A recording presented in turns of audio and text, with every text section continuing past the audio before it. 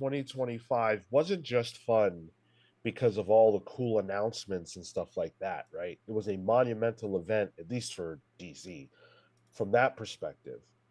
But it was also a big deal because of the level of excitement on the part of the people who make and produce comics behind the scenes, people who sell comics behind the scenes, because the data, which is one of my favorite parts of New York Comic Con, when we get to do the ICV2 insider talks that Milton Grep hosts, and you get to meet people and talk to people and sort of gather their feelings about the state of comics. And to a man, to a person, everyone seems very positive about the state of comics in 2025. And I couldn't be happier to be here to tell you that. Joining me, of course, as always, are Marco. Celsius. Wow. Is that We've a good sold out, boys. Does it Wait, are taste you good? are you drinking Celsius right now? We've I sold blinked. out. This is watermelon lemonade. Live fit. Isn't that alcoholic? No. That'd be crazy if it No, was. it's not. It's not. It's not. I'm just fucking Oh, with about you. to say. Yeah. Hey, wouldn't be the first time, so. Tyler. Hi, I brought my credentials to this one. Oh, So we're here to talk. We're here to talk. That's right. Do that shit out. And I'm Sean. Thank you for being here. Whether you are live or in the future, smash that like button, subscribe to the channel. If you are new around these parts, hopefully you enjoy the show today. Shub Patel, congratulations on finishing up with your exams. Oh. Hopefully you passed, buddy. He had the Comics Pals in the background to listen to. Like, of course he passed. That's That we're lending him is our energy. Not good. Not good. Did I Don't tell wanna you be I bumped distracted. into a listener at the show? His name was Chris. He's a lurker, he said. But he's like, yeah, I listen to you all the time while my girlfriend's studying for her midterms or like for her exams. And I'm like, buddy, What's wrong with that? it's just weird that like our voices are in someone else's room. You know what I mean? Like Someone else's ears. ears, yeah. Oh, I mean, fucking Matt Fisher's riding around with us playing with it It's for his true. That's true. Uber fucking people. Entertain me, sending Whoa. out 5 Ooh. gifted memberships. That is what's up. Thank you, dude. Kicking us Damn. off. Congrats to Barlord, Uncanny Suit, Kyutsu, Critterus, and Jeff Buck. Found it. Got it. On the nose. Barlord's name never looks right to me if it's not in the green of the channel membership. It's true. So It's true. congrats to all of you. And you know what happens when someone gifts channel memberships on this channel. We I think- gift them right back. I was gonna say Angel gets its wings. I got you. I got Fuck you. those. You got it, Marco? 75 now. We got Oh, look at that. Barlord's here too, so that's cool. Oh, and Dar- Uncanny, sick. D'Artagnan Biggs, Carter M, Matthew Price, Dwight Baldwin, and Luma. Yo, Luma. Love to see it. D'Artagnan Biggs is my favorite Glup Shido Star Wars character. Okay. All right. Great name. On that. What's up, Jewish Dragons? Good to see you, dude. Good to see you. James Jones says Road to 6K starts here. Yes. Yeah. Yes, I yes, guess yes. so, I mean, we are close. I'm hoping we can wrap this up by maybe the end of October, middle of Every year. November. So get us over the hump. So close, dude. Yeah. So all right, let's get into it. Yeah.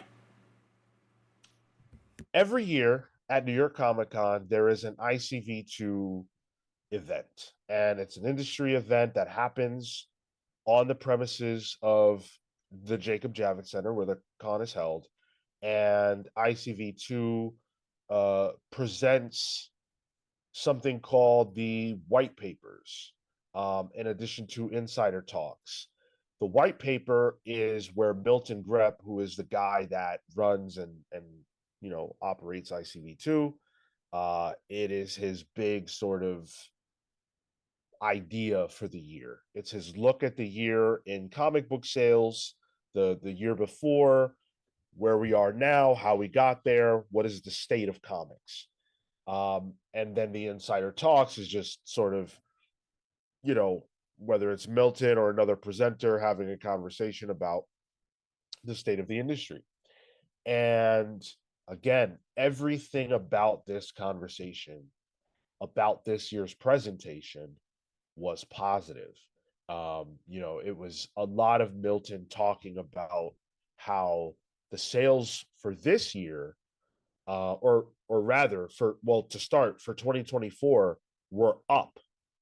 Yep. In fact, 13.3% sales were up in comic shops. Dollar sales were up in comic shops for 2024 by 13.3%. That's a great number.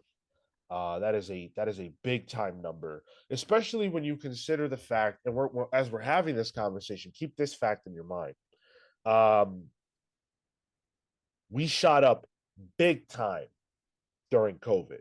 2021's comic book numbers, 22, huge, because everybody was home. We had those stimmies, and they were burning a hole in our pocket. And a lot of people said, well, shit, I used to love comics. Let me jump back in. Let me see what they're doing. Let me buy these collected editions. Collected editions boomed during these years because people had more expendable cash. And one of the biggest fears was that the comic book industry's sales would plummet once we could go back outside. And once we no longer had those stimmies and everything else. And as it turns out, that's not what happened. Sales didn't plummet. They actually have stayed up. They're way up over the last pre-COVID year, 2019. Way up. So we're in a really good position. I think one of the things that, as we've been reporting, since pandemic, the expectation had been, and in years past, Milton was expecting, that bump, that COVID bump, and then kind of a post-COVID uh, acclimatization where we'd kind of dip back down below those highs. So the success we're seeing at the moment is huge because ideally it's a combination of a few factors.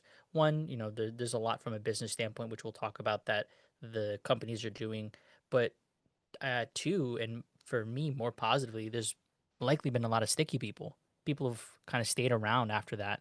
They've explored things, they've shared things, and so the audience there has grown. It's that COVID hobby, Yeah.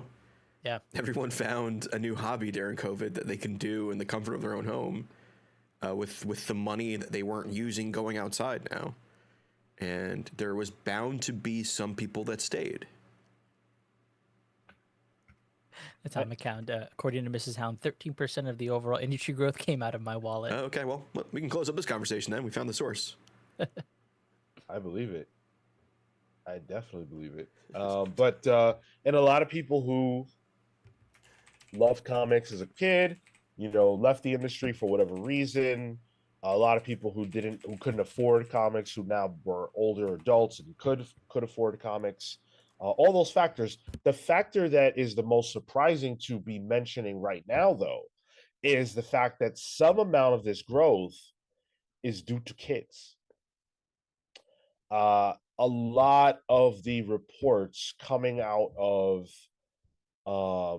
comic book shops has been that young people are going to shops more than ever. In fact, Bleeding Cool reports that retailers are saying they're having more children come in than they've ever had. And it's not just for books like Dogman. It's coming into comic shops and buying Ultimate, Absolute, Energon titles. Yep. That are getting kids to go to comic shops. That was one of the big things they talked about, the ICV2 thing, was that a lot of the growth can be pinpointed to these micro lines. And this is data before we even got all of those micro lines in collected formats properly. Yeah, that's a great point. This Some is of only it is. through, Some of it is, yeah, but not all of it. but still, this is through last year. So this would have been like maybe the start of a lot of absolute books too. We're not deep in quite yet either. No, the data accounts for this year. It's for the summer. Yeah, it goes up until the summer. Oh, right, Yeah. that's right. So these books and Milton talked about something that is on my mind pretty frequently. And I'm glad he said it, and I like when he says it because I do believe he's correct. And he said it here, he said it in the past, which is that what matters most, what impacts the sales of comics the most, more than anything in his 30 plus years in the industry, is what is between the cover, the front page and the back page. Meaning, when the quality of the books is up and when the books are exciting and fun, people will buy them. If you disagree with that, argue with yourself. I am a firm believer that that is what matters. And when you look at the current state of comics and you look at how fantastic the books have been, it should come as no surprise. If you're not a fan of the absolute books, that's okay. But you can't look at the impact that they're having and say that these books aren't great.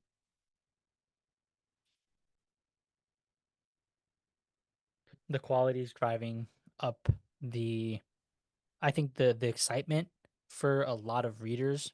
That's helping to in turn, convert that into sales. The way that we talk about absolute, the way that we talk about, uh, well, ultimate universe, but even the energon stuff, like we're not always touching those things, but whenever there is a conversation around it, there's excitement.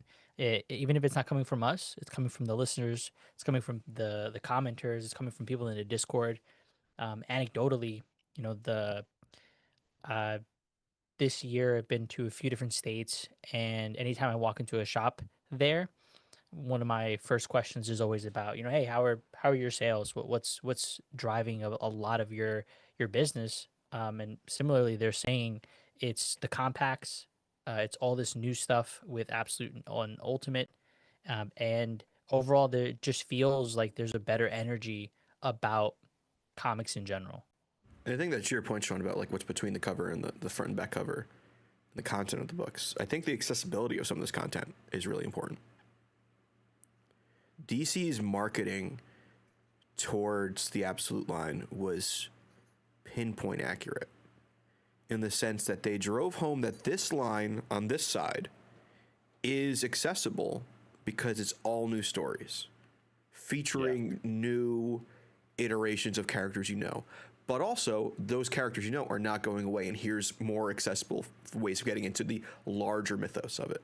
And I think that accessibility is a big thing that drove a lot of people towards this. And I think that then drives them to DC Compacts, and then it drives them to going into not back issues, but back stories, and getting those compacts, getting DC Infinite and all that.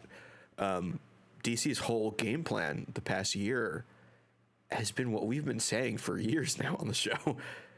And they fucking did it.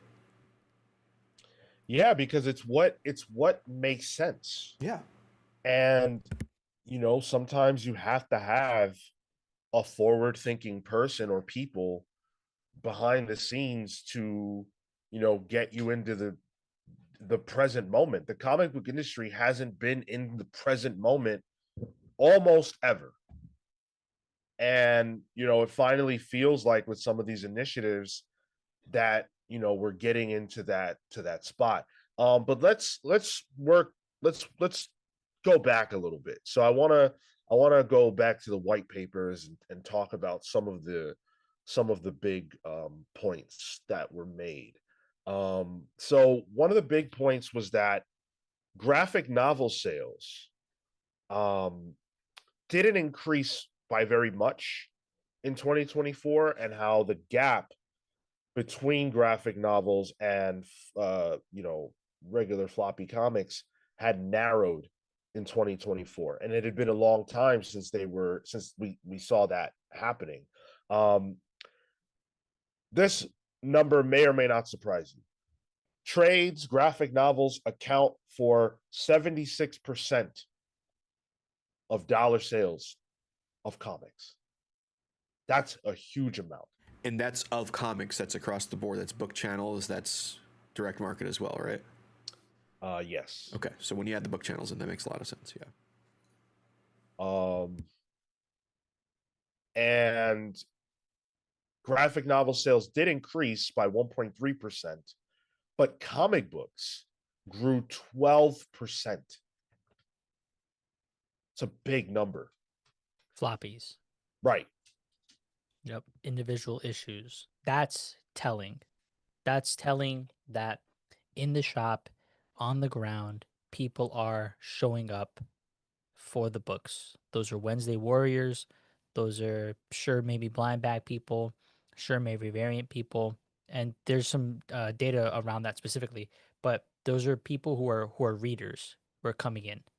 Yeah. And Shadow Walker here in the chat says, what qualifies as a graphic novel? I guess we could say that. Trade paperbacks collecting those individual single issues, compact comics, original graphic novels as well. It's not manga in graphic novels, right? Manga is a separate category. So Yeah. this is specifically Western comics. Yeah. By the way, we have the goal in the chat, which will get us to play the GOAT game. $5 or more super chats will trigger that. You want to get us to spin the wheel, that's going to take a $10 or more super chat. Thank you guys for never letting us miss the GOAT game, not one single week.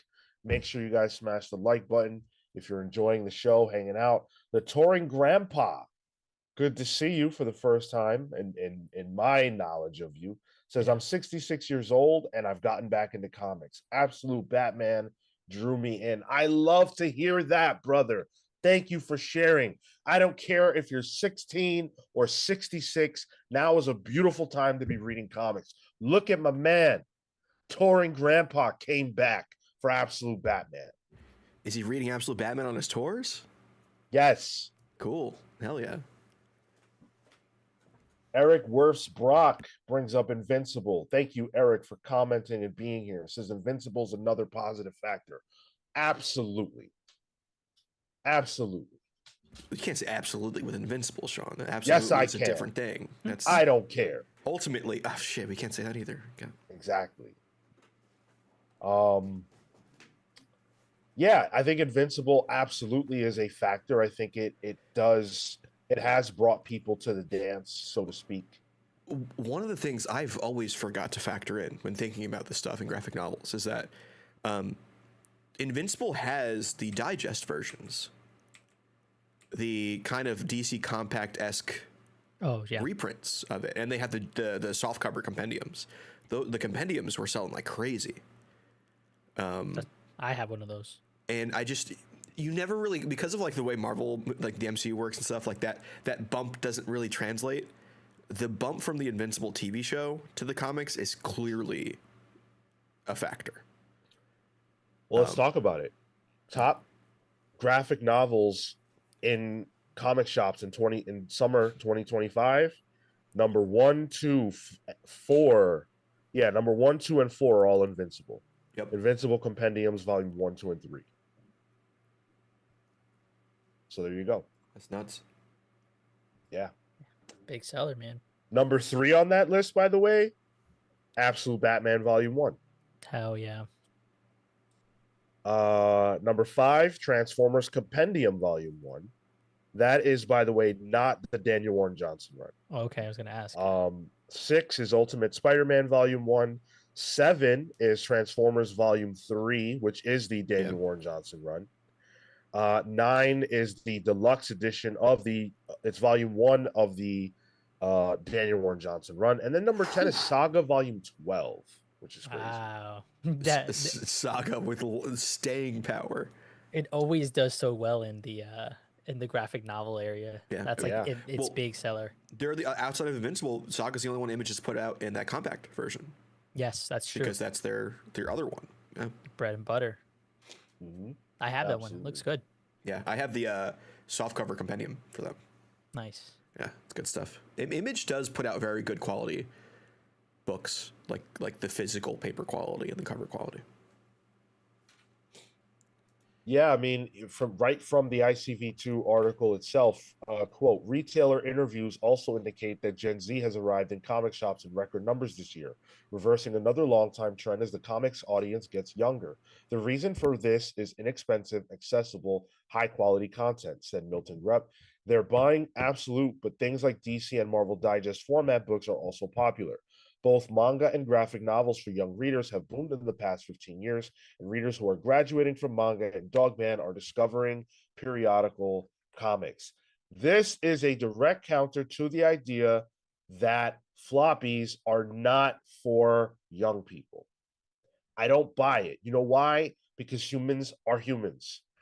There's nothing fundamentally different about human beings now and in 1960 that precludes a modern young person from being possibly interested in a comic book. Yes, there's more competition than ever, but you're not so fundamentally different now that comics couldn't possibly interest you. All it took, all it took was for the industry to take a look at what it wasn't providing and start providing it.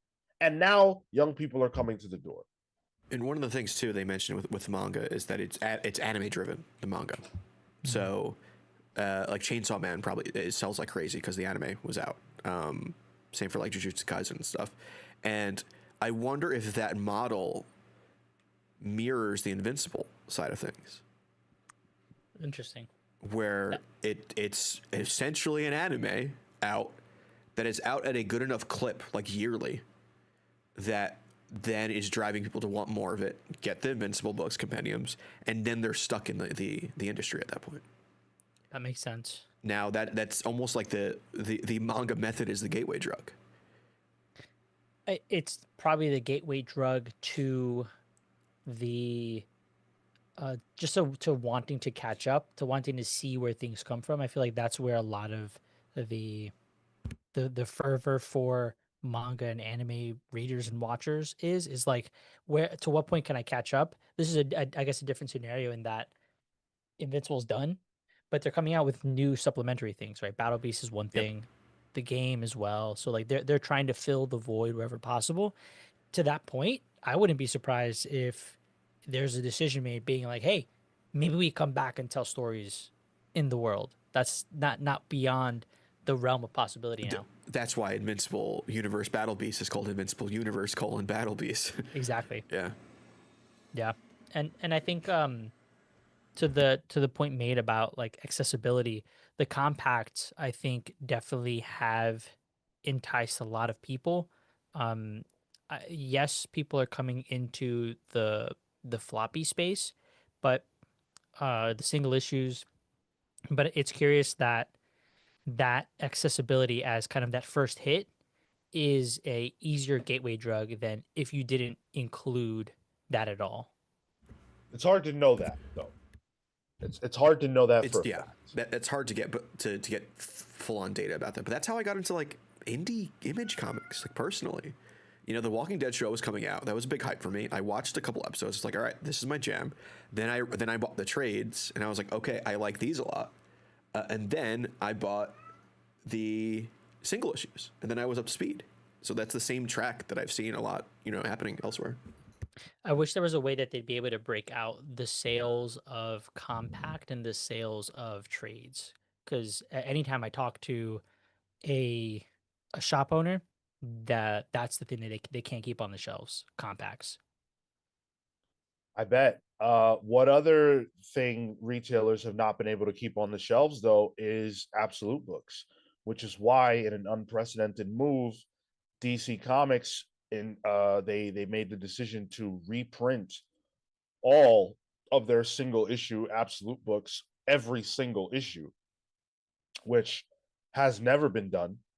But what it does is it keeps the book in stock in stores. There is no reason to do something like that if you can't bet on the fact that those floppies will sell. And if you're able to sell the individual copy of issues 1 through 12 of Absolute Batman, 1 through 12, a year after the book started, I can't even believe that. And like, as a collector first, when I was collecting comics, I never really understood the reprints from like a collector's aspect. Like, I don't want a reprint of number 1. I want a number 1. But this is the reason for them. So that when somebody goes into the shop and they're looking through those issues, they can see all consecutive issues, whether or not it's a fucking 6th printing or whatever. It is the story that they want, and they can get that. To that point, there was a mention during the presentation about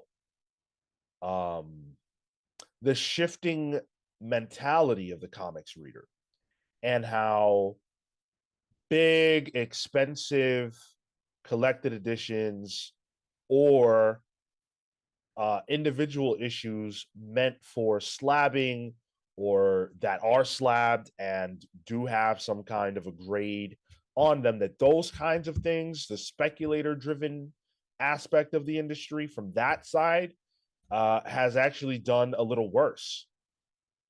Whereas retailers are actually selling back issues right now, reader copies. And the reason for that is people want to go back and be able to have these things in their collection, these individual issues. So we're spending more money overall in comics, but we're doing it in different ways than we were doing it even last year. That's a huge. really positive sign. This was huge when he called this out. I feel like Sean, you and I had like a moment where we kind of like looked over. We're like, oh, okay, interesting. Yes.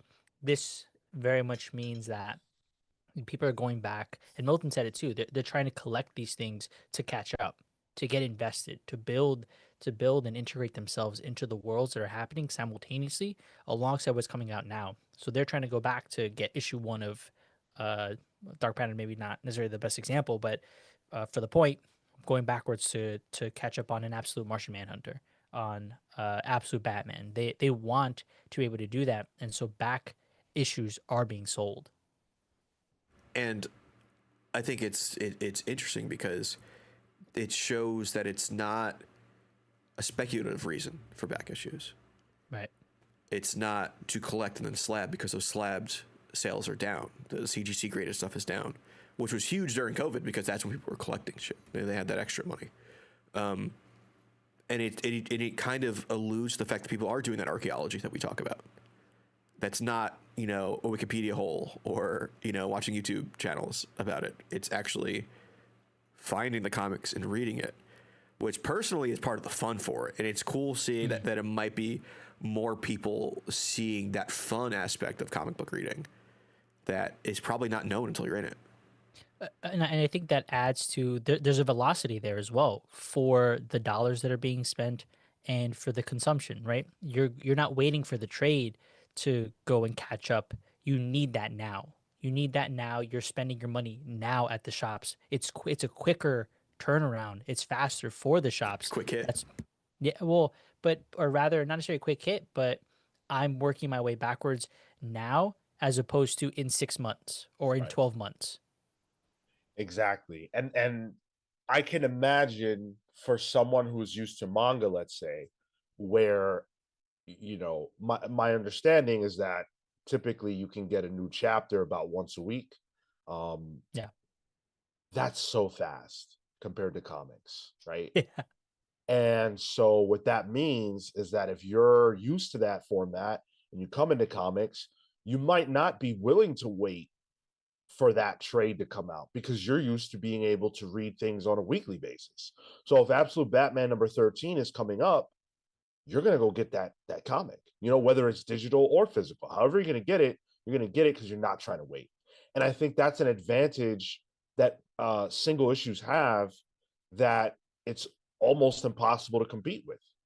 And then I think that leads to the inverse too, where that when you are up to speed and you have that month wait now for comics, you're gonna want that hit somewhere else. Yep. So you're gonna want to look into like, oh, it's something similar. Oh, this is Batman Year One compact I could check out. You know, go. It's Year One. Ooh, that's easy. I can get into that. And like, oh, now you're starting to see artists that you sing, and then they're in. Well, that's the thing about comics. No one reads just one comic. You know, no one's pull list is literally one book long. It stays that way. So you are going to read more.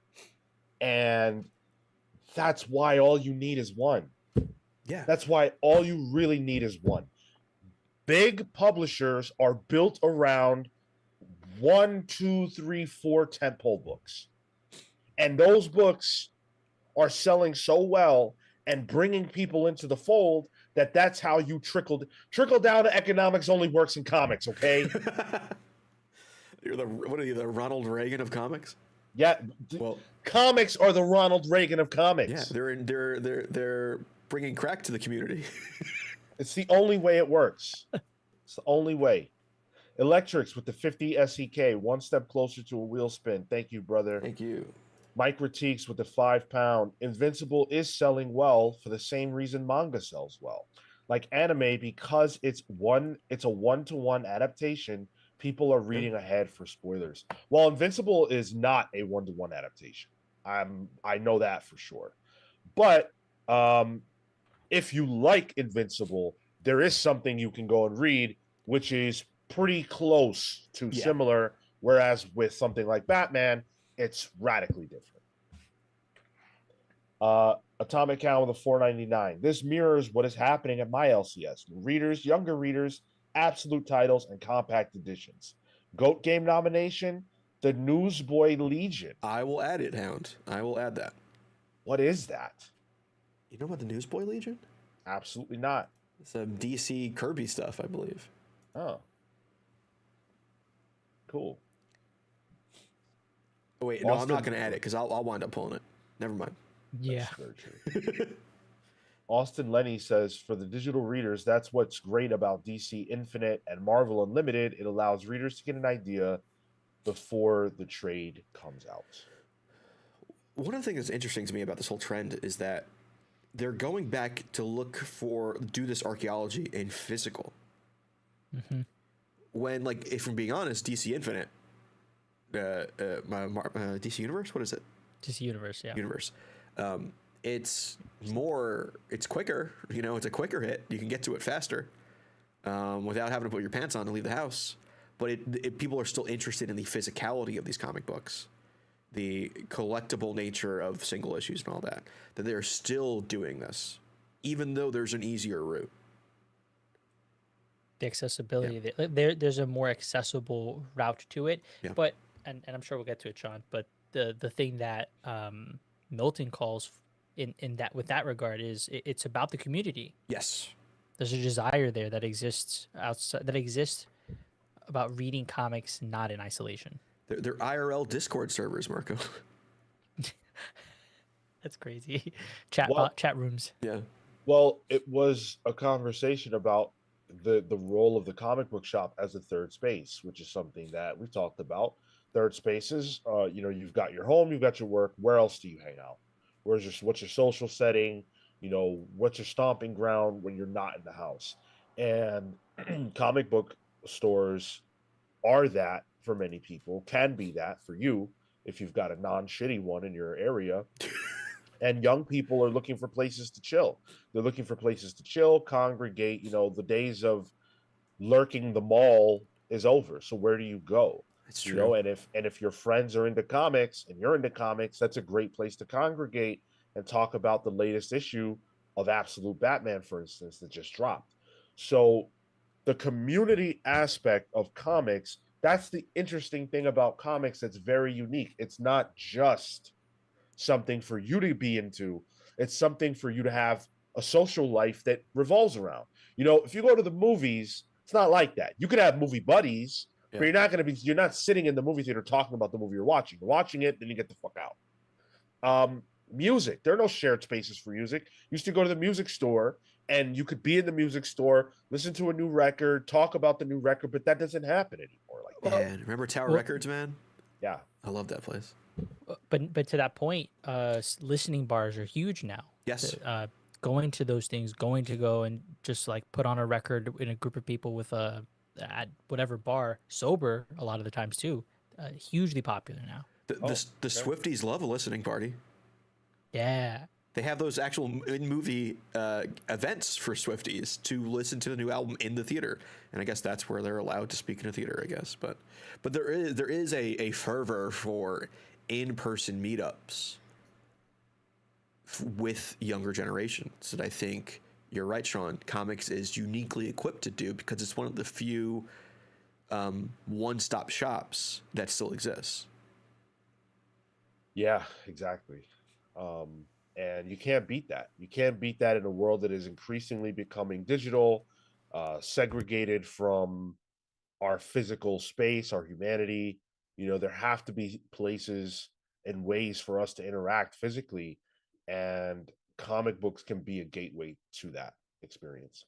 Uncaged with a 5-spot member for 22 months, but this is my 2-year anniversary of listening to the best comic show around. Viva la Pals. Hey, viva la pals. I read that in Ghetto Pat's voice from One Battle After Another. Okay. Yeah. Seen that. Oh, you'd love it, Marco. Dude, thank you so much, Christian. Yeah. You're the man. 2 years, I would have said probably 3, just because of how long it feels like we've been doing this, and you guys have been rocking with us. So thank you so much, Christian. Really appreciate you and your contributions, man, as always, dude. There is a problem though. Well, before we get to the problem, I wanted to quote our boy Adam Freeman. So this comes from the quote I'm reading was taken down by Heidi at the Comics Beat, but the quote itself comes from the Prana DM Comic Industry Insiders podcast, which I listen to every Tuesday at 2 p.m. Eastern. So the quote from Adam Freeman is, comics retailers are up 18% from 2024. That's on average. That's in a very large cohort average. What that means is that for some, they're probably only going to be up 2 or 3%, but some are going to be up 30 to 40%. I've talked to retailers who have been around for 40 plus years who had legitimately a 40% increase over last year. The idea that you can do that in year 40, 45, whatever it was that they were, like, that's mind-boggling. That's crazy. That's great. That's awesome. Yeah, that's huge. That's big enough where, like, that could lead to places expanding. Figuring out ways to foster that community, right? Yeah. Like if retailers are listening to this and they're thinking about, okay, what should I be learning from this? It's add a table in the back of the room. Just find places, maybe a book club, a sign-up sheet, something so you can get people coming back. That's why a lot of shops do TCG tournaments too. Sure, yeah. Yep. Dude, if I owned a comic shop, a book club would be the first thing I would try to get off. Yeah. Well, the first thing I would do is it would be a comic book shop / craft beer spot. 2 birds, 1 stone. A laundromat too. Marco's well-known third space, the laundromat. Well, there's a lot of laundromat cafes that pop up because you got to do something while you wait. Wait, really? That's a thing now? Yeah, everywhere in Queens. Oh my God, there's so many. That's genius, honestly. Now when you explain it like that, yeah.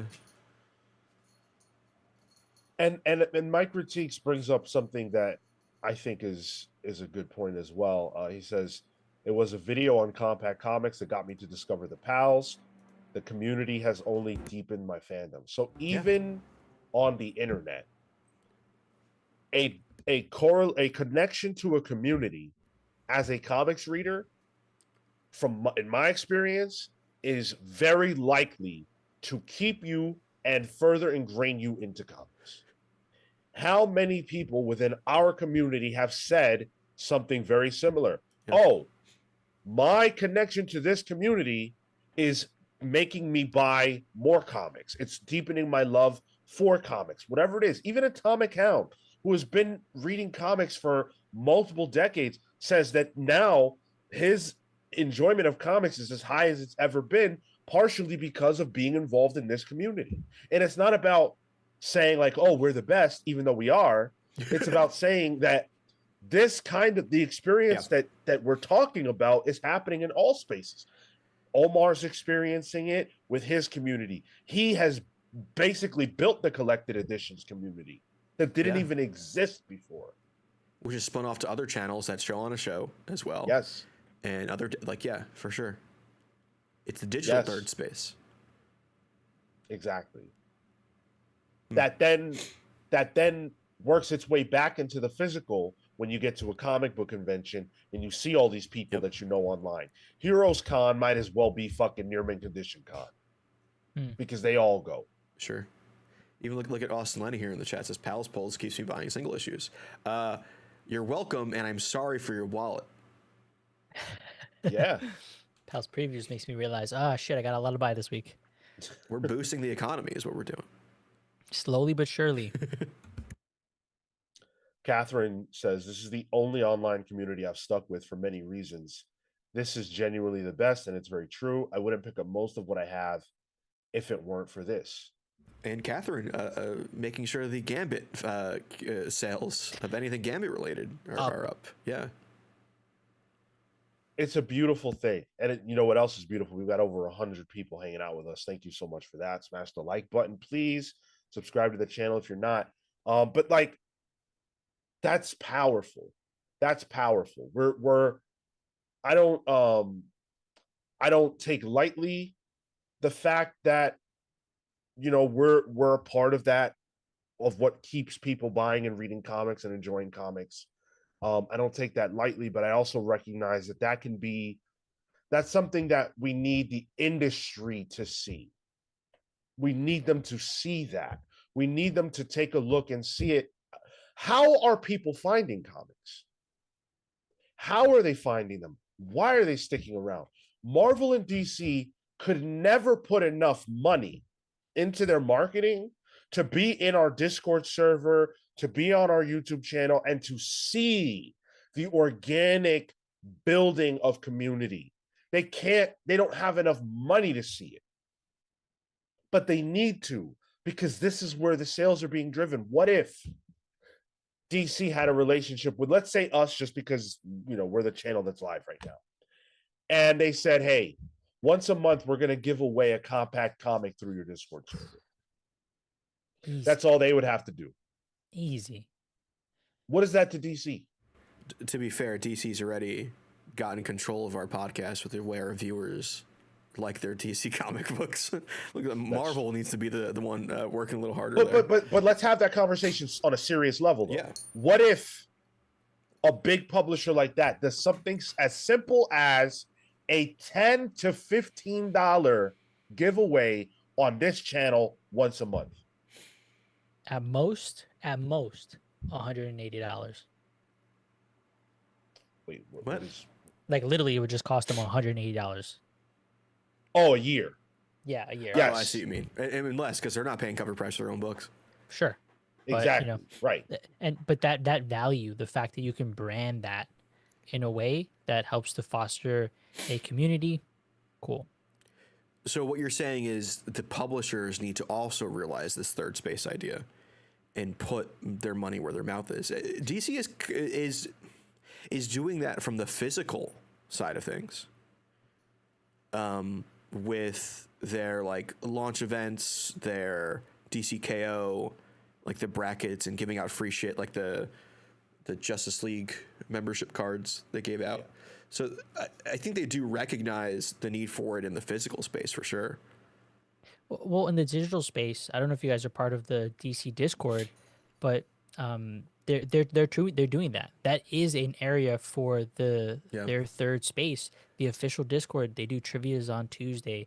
They have what they call listening parties where people can talk about, you know, in this case more recently, Dark Victory and these issues of it, you know. So they're doing a lot of things within that space to be able to drive people over to new places.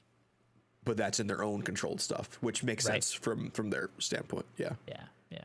For whatever reason, I still can't type in it. You have to usually go to like the rules section and like I have to verify my identity for some reason. Yeah. And I have, but it just won't let me. do nah, it. they're Yeah. like, oh, this guy only reads Swamp Thing. Let's get him out of here. Yeah. It's the Gross. DC group, not the Vertigo group. And it's like it's cool that DC has their own Discord and they do those things, and I think that is great. How many of those people, like, is that a core comics reader Discord? You know, like ours is a core comics reader Discord. We have the ability, I see. like a comic retailer, Sure. we have the ability to say, oh, you like that book? Well, here are all these other books you might like. And there's nobody vetting, there's nobody on the DC Discord, I would imagine, who's vetted by DC to do that. We're not vetted by DC either, but we could be. We could be. And it's a lot easier to manage our space and do something like that. Not to play devil's advocate, but I might actually will at this point. DC doesn't control us or sites like us, you know? So why, what is this cat doing? Get down. They would probably want something where they have full control of the messaging. They can curate it, sure. They can curate it for sure, but then also the inverse happens where if we're getting fully sponsored by DC and we're also reviewing the comics, that could look... I'm not talking about a full sponsorship. I'm talking about a compact comic. I'm talking about identifying with the fact that these spaces exist and that they are selling comics. That Omar sells comics, that BJ sells comics, and how do you take advantage of that as a business? That's all. But there is a problem, as I said. There is a problem, and the problem is the other side. It's the diamond side. It's the distribution side. Distribution in comics is still a fucking disaster. And you can feel it when you go to your shop. For those of you who suffered through this for months, you go to your shop and they just simply don't have any Marvel comics, or they don't have any DC, or whatever it is missing. And they talked about it here at the ICV2 event. Quote, there is a problem, which is that the success is hampered by the fact that there's not always availability to comic stores of the graphic novels they want to get. And I think there's two reasons for that. One, obviously the chaos in distribution that's been happening since the beginning of the year. And then also just the surprise that publishers are experiencing in how well some of their books are selling. And so they're not necessarily prepared in terms of the amount of inventory they have available. So what would be a solution to that? A solution to that could be digital, but digital's not doing enough because people want these books in their hands. Yeah. Mm-hmm. People want these books in their hands. So we need a way to solve that problem. Milton goes on, quote, there's been a lot of financial damage to publishers. Publisher access to the comic store channel has been disrupted. That's especially affected book houses, the manga publishers, and smaller comic publishers. Retailers faced a lot of challenges this year in trying to adapt to all these changes and where they got books and what books they could get and when they could get them. And the data flow has been tremendously disrupted because Diamond used to serve as a single source of data on comics medium in comic stores, and now they're gone. Despite all the bad things that are happening because of the Diamond bankruptcy, I do believe the new distribution structure will be preferable to what I refer to as the sclerotic Diamond monopoly. Man. How do we solve that?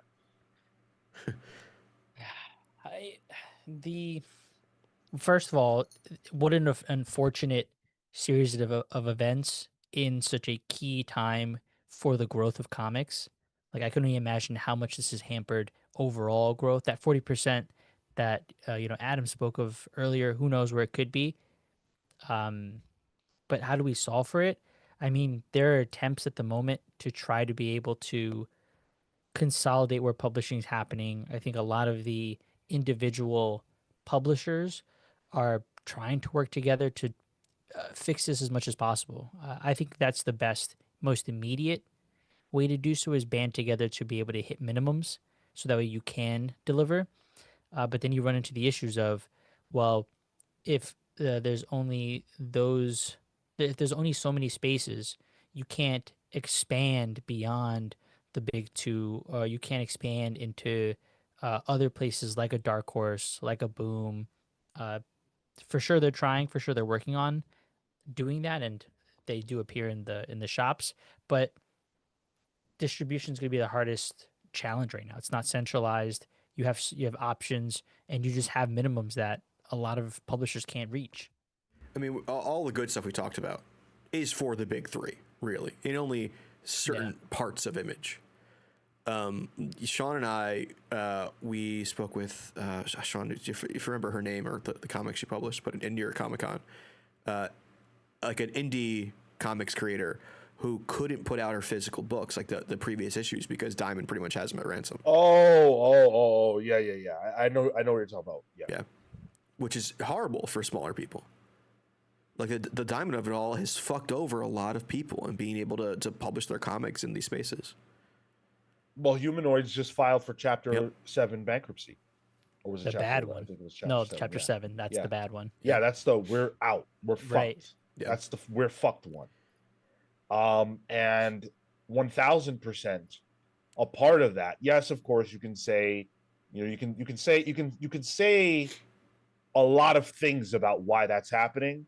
One thing I can say is that Diamond going bankrupt and the disruption of all of that stuff that's been going on, not since the beginning of this year, by the way, since late last year is when all that shit started. Yeah. These publishers haven't been getting paid. They haven't had access to the direct market. They've lost their access to a lot of different ways of earning money. And the first domino has now fallen. Humanoids, by the way, a publisher that's been around for a long time. Yeah. They're not new to the game. I was curious about Avatar Press recently because they haven't put out anything, and they said they would, because of the their official post on their website was like, because of things, we won't be having any new announcements until August 2025. That's gone already. It's October, and there's still no news from them. Another small publisher that's probably being royally screwed by this. Absolutely. There's no way around that. No way. JetX, by the way, thank you for becoming a channel member at the Comics Pals VI Pal tier. Really appreciate that, brother. We've been trying to drop a bunch of videos on the channel membership side, including a new edition of Pen Pals, which I think dropped last week, that you guys will enjoy. So stick around for all of that. I hope that you enjoy it, brother. And he said, like everyone else, me being able to come here and have a critical conversation about every facet of the industry / medium has deepened my love for it, bro. That means the world to me. It really does. You know why? Because loving comics was cool. I really enjoyed it when I first found it. And the first few years of my love of comics was purely based on the books themselves. The last 10 years of my enjoyment of comics has expanded my knowledge of the industry, and I love getting to talk about that stuff. So if you enjoy those kind of conversations, that means you are my tribe, bro. And then Common Sense 499. I am disappointed that Marvel at NYCC did not show the rest of their Imperial titles, Exiles, and Imperial Guardians in 2026. You and me both, brother. I am curious about the post-Imperial plans. I feel like we don't know much. That would have been a great spot for it because there were a lot of dead spots in that the latter half of that panel. Yeah. Patel Philippe with the 5 CAD. Sean, why does everyone simp Mark Spears? I mean, he draws good pictures, but his stories are hot trash. You know what, Patel? I have never read a Mark Spears comic, so I'm not gonna comment on the quality, but I will tell you that at the very least, 50% of the reason why people read comics is the good pictures, as you say. So that's reason enough. You don't really need another reason. And horror fans do love collecting shit. Hell yeah. I love it for Mark Spears. Yeah. I don't know him, but I love it for him. I saw somebody, I think it was Pete Patron on our Discord server. My man posted 22 blind bags he Yes. bought of Mark Spears covers. Woo! That was crazy. That's a lot of money. I tried doing math, and then I gave up. That's a lot of bread. Oh, we didn't even bring up the blind bag at all. That's a big factor to this discussion too. Yeah, we'll get to that in a second. And then someone had asked us earlier, William Lee said, don't they give books to some influencers already in reference to the big two and publishers? Yes. On a smaller scale, we have found it fairly easy to get books from publishers. On the larger scale, meaning Marvel and DC, it's basically impossible. Without speaking about anybody else's business or deals, I'll speak for us. We have never been able to speak to anyone at Marvel or DC who represents the side of that business that could get us comps. Ever. From their perspective, though, why should they give us? We're going to talk about it anyway. That keeps our channel afloat. So that's probably why they don't have as much outreach, because it's built in to YouTube comics. I go a different way. I think they don't understand it, and I think they don't get it. Yeah, fair. I think that we know that they're willing to do it at times because they do it with Omar, they do it with BJ. Those are the two channels that I know for a fact and can speak to that because I know the people who run the channels. And Omar specifically with the collected stuff too. Yeah. Big. They announce stuff through Omar. He has a direct relationship with David Gabriel, who is the person, the sole person, the tippy top person responsible for all that marketing and everything else at Marvel. Wild. I would kill to have that kind of a relationship. Don't got that contact yet. Not yet. To solve the problem of distribution, though, we do have a new player entering the United States market. And I'm specific about that because they're only new to the United States market, distribution-wise. I'm talking about universal distribution. There was a great conversation that Milton had with Angelo Exarchos, who runs Universal Distribution. Recently, they did acquire Free Comic Book Day. You may have seen their name in the headlines for that. That got a round of applause during this conversation because the people that were there are largely insiders and they know how important Free Comic Book Day is to the industry. And we almost lost it. A lot of them are retailers too. At least local retailers that can make it a year at Comic-Con. The retailers always give off a vibe at those things. I'm like, oh, that's a retailer. So he also explained that, the Free Comic Book Day is integral to the comic sphere and plans to expand it beyond what it is, because Diamond kind of just had what Free Comic Book Day was, and that was it for like a decade. It was the same shit essentially. And the idea of expanding that to something bigger is very interesting. I don't know what their plans are. They didn't announce that, but could be cool. It could be cool. From the conversation, I don't know. I've got a mixed sense of, one, how ready they are to tackle these things. Yes, they have the name, but preparedness is my concern. They're still working through seemingly like legal pieces.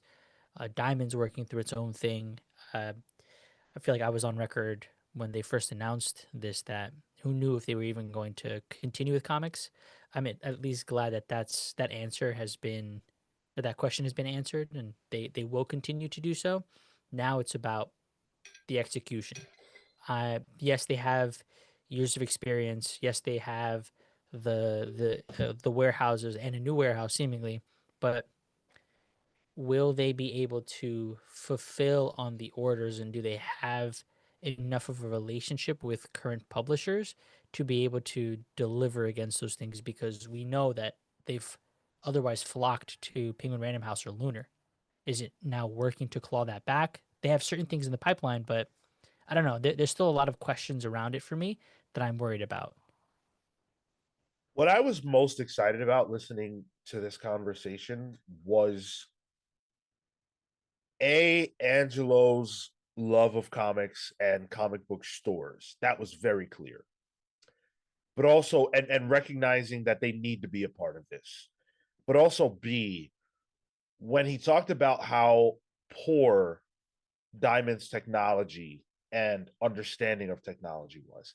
I've been dying to hear someone in power in comics talk about technology, because you can tell, I'm not a tech guy, but you can just tell that these stores and these distributors they're working with fucking strings. You can tell. So having someone from the outside, not outside the comics industry, but certainly outside the diamond monopoly, outside the US market, look at what we're doing, going, whoa, this is ugh. And coming in with answers to those things and solutions, taking previews digital, doing these things. And there was a lot that Angelo could not talk about. But knowing that there's someone in charge who is not a dinosaur, who understands technology and how it could enhance what we're doing, that's exciting to me. The tech thing is big too, because I don't know if you like just the idea of having some kind of system that is easier for shops to use is huge. I feel like League of Comic Geeks works better than these official things than managing Polis and stuff.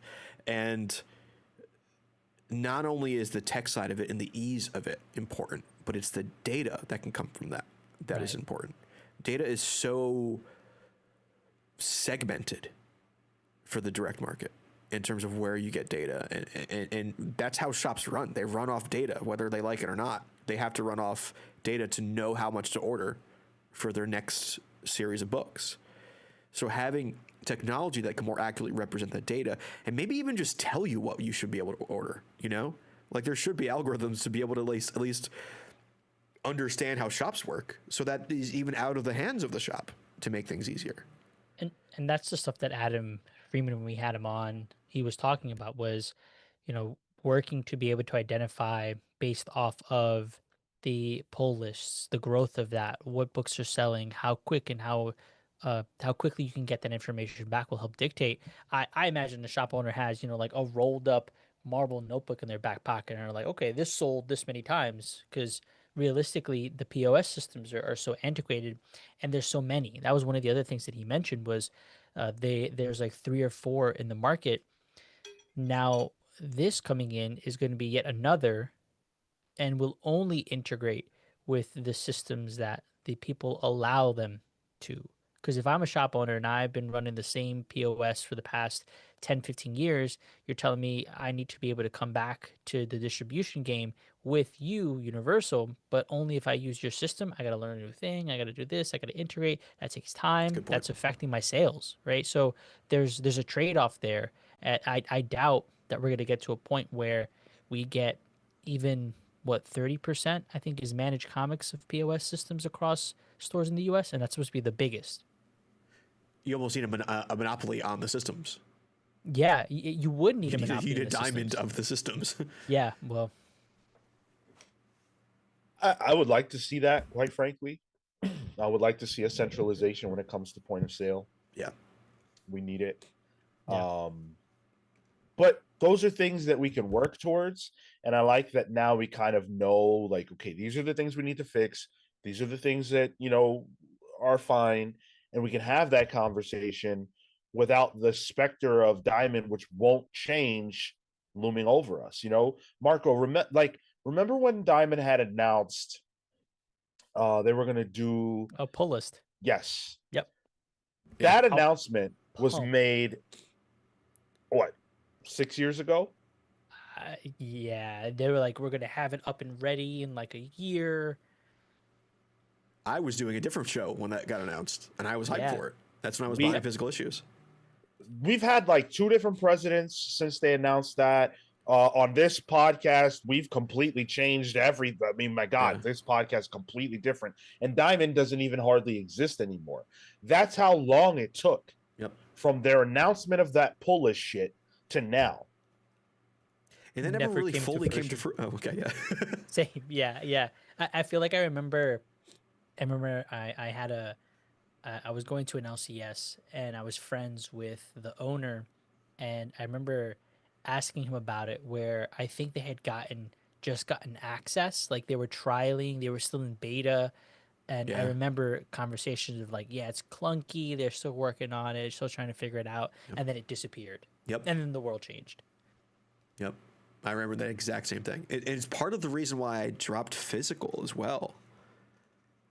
Mostly because also the shop and I had a falling out, but yeah, it was just a mess all around.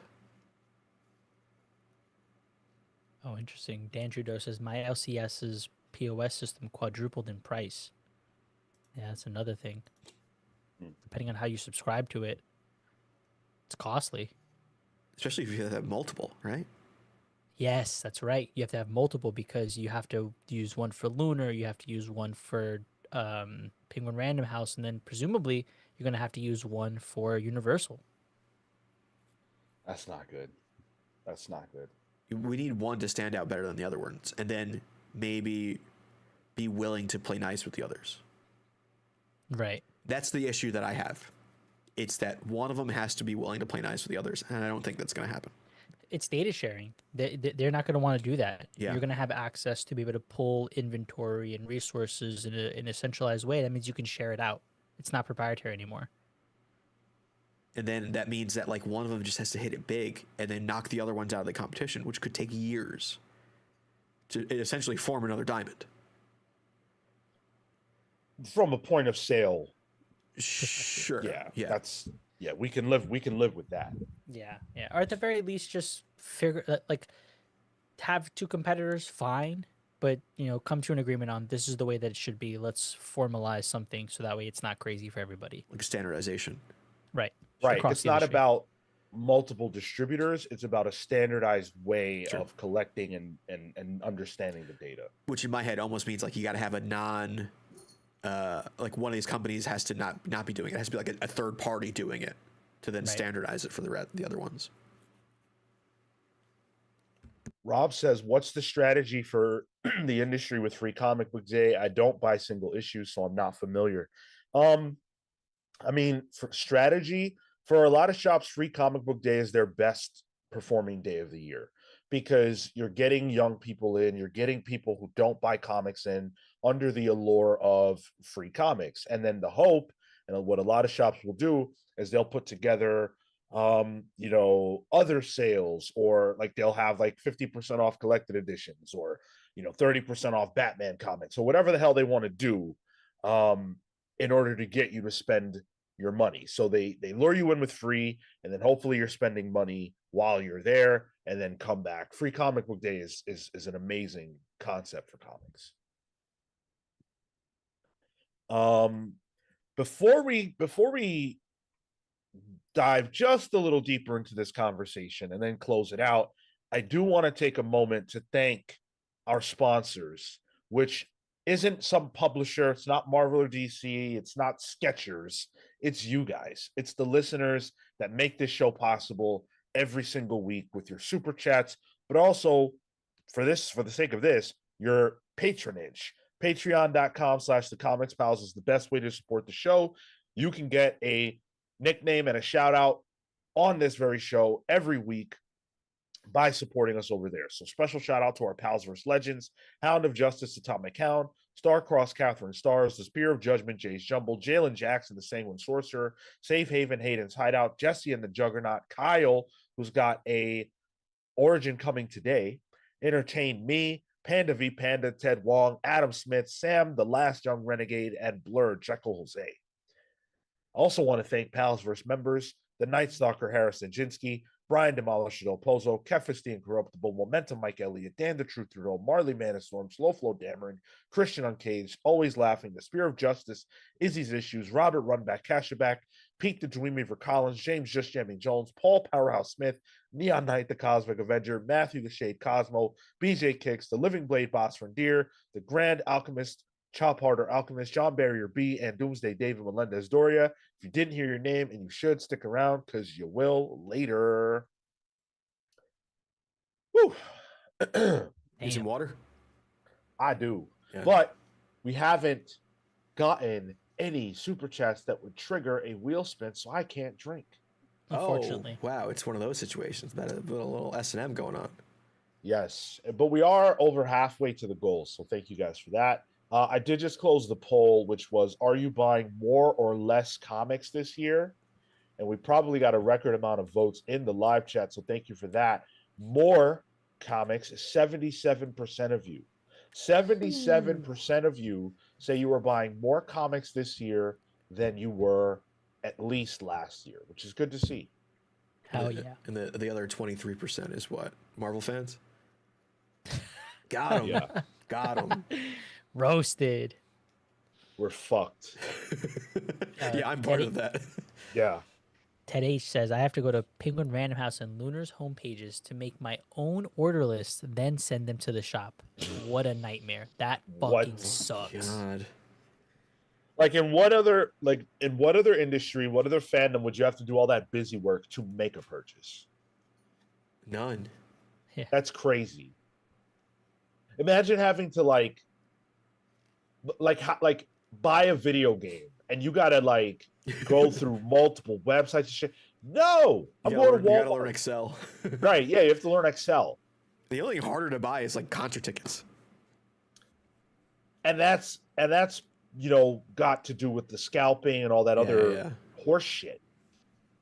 That's a pain in the ass, man. I'm glad I'm digital. I just have to go on Amazon's clunky ass website. The Comics website sucks. That's also the passion of the comic book reader, though. Sure, that's the word for it. Yeah. It is, yeah. Like, why are you even doing that, Ted? You're doing that because you really love comics. Like you're willing to go through that dumb shit, which I think all comic book fans at some point or another have put up with some bullshit to get comics. Man, there's I used nothing to travel in the snow. Yeah, exactly. We used to all travel in the snow with our snow boots, no cars, no nothing. We walked 8 miles just to get to our comic shop. Uphill both ways. Magenta Man TR with the 10 pound. Thank you. Greetings from Germany. Love the show. Love the community. Always a pleasure to be here. That's beautiful. Thank you, Magenta Man. Guten Tag. I like your name. You sound like a Mega Man villain. I like how his icon is also magenta. Yes. But that seems coincidental because that's the default YouTube icon. Sean, what powers would Magenta Man have? Shit. Oh, I got an idea. What color is magenta? Is that like a reddish purple? Like a reddish purple. Yeah, it's like yeah. Think of like the Skittle, like the berry Skittles. Wow, never had a Skittle. What? Never had a Skittle. Never had a Skittle. Never had a Skittle, bro. Wow, never had a Skittle. Marco. I don't know, Marco. What's your thought, Tyler? Oh, when he touches things, it turns magenta. That was a very good thought, but oh, jeez, okay. more like a Midas, like a King Midas of magenta, but like it becomes like a problem. It's like whatever he touches, and he has no control over it. All his food's magenta. I feel like I was thinking like he'd throw like sakura flowers, like things in the vein of a reddish purple. What is throwing flowers? Can't even go that far. They're too light. Like, how do you throw them? You can like throw the petals. Floats. It's like throwing a snowball when it's like the dusted snow. It's like it doesn't go anywhere. Like an explosion on stuff. So, Marco, his big idea is like Mega Man's a very popular franchise, sold millions of copies and all that. Marco wants to include Magenta Man, who throws flowers at you. Yeah, like honestly, thematically, like a razor leaf kind of situation. Okay. Honestly, this feels like later game Mega Man, and I feel like it's been done. I'm actually making fun of Marco, but there's literally more than one villain who does something like that. Wow, In fact, Mega Man, one of Mega Man's powers that he absorbs, one of the most iconic ones, is the leaves floating around. Oh, yeah. So that's in Smash, right? Yeah, it is. That's right. Yeah. Leaf shield. Oh man. Shu Patel says how I got comics when I was younger was when I would go with my mom to the market for groceries, and the uncle on the road would have a stack of random stuff, and Wow. I would sift through it while shopping. The uncle on the road.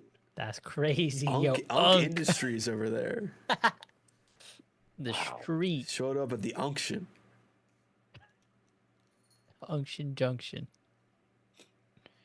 Common Sense with a 5 spot. Marco mentioned prices. Remember, Miller made Nightclub Volume 1 $1.99 each, but in Volume 2, Miller raised the prices to $4.99. Is it an economics issue? Yeah. That, sure. That's also a Miller gimmick. Miller loves a gimmick to sell his books. So I think it's specific to Miller. I mean, I'm assuming your question is, why can't the books just be $1.99? Sure. And yes, it is an economics issue. What can you think of that is the same price as it was even 10 years ago, let alone 20 or 30, right? Like pretty much nothing. Miller did something really smart. He ate the cost of putting those books together to be able to sell them for that price point. You cannot do that if you're Marvel or DC. He was able to do that because those books are essentially coming out through his own imprint, because it's coming out through Image, where he's responsible for paying for them. So I totally get it. You know, I think that was a smart decision to make. It's funny. I just went to look through. Issue number 1 is 40 pages, $1.99, all the way through except for the last issue. Issue number 6 was $3.99, but still the same page count as issue 1. Damn, 40. Nice. Couldn't even finish the gimmick till the end. Yeah. And we could all say a lot of things about Mark Miller, and we definitely could, but knowing what I know about comics, and I could be entirely wrong about this, but I think I'm correct, he probably lost money on that. Sure. 100%. Yeah. So that's commendable. You know, cool.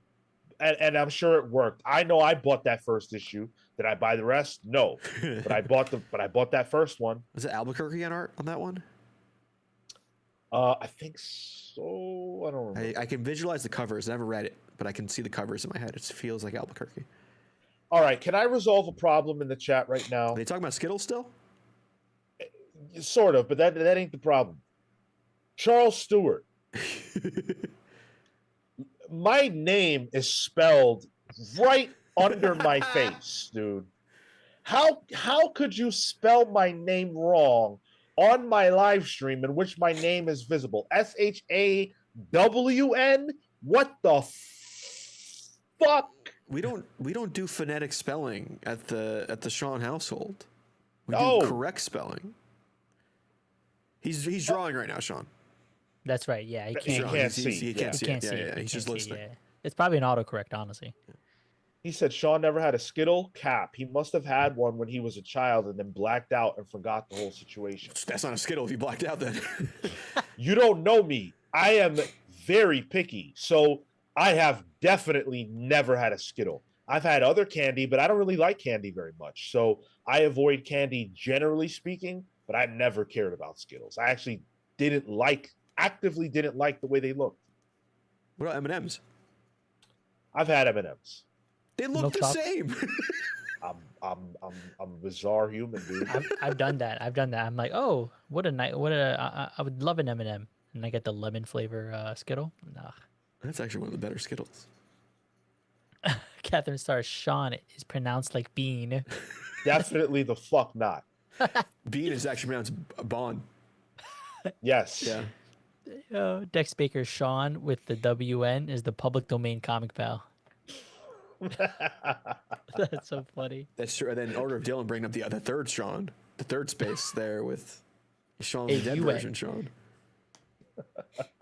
Eating Skittles is not a Sean thing. That's more of a Sean thing. Exactly. My name's not Sean. My name is Sean. Yeah. Get it right. Fuck with me. Come on now. What were we even talking about? Jesus. Oh yeah. The industry. Yes. Thanks, Marco. The industry of comics. Let's say another positive thing about what's going on in comics right now. During a recent AMA, Scott Snyder revealed that Absolute Batman number 13 sold 200,000 copies. Oh, Damn. With no blind bag. damn. Crazy. Hell yeah, dude. 200,000, 13. Which one was 13? That was the Croc cover?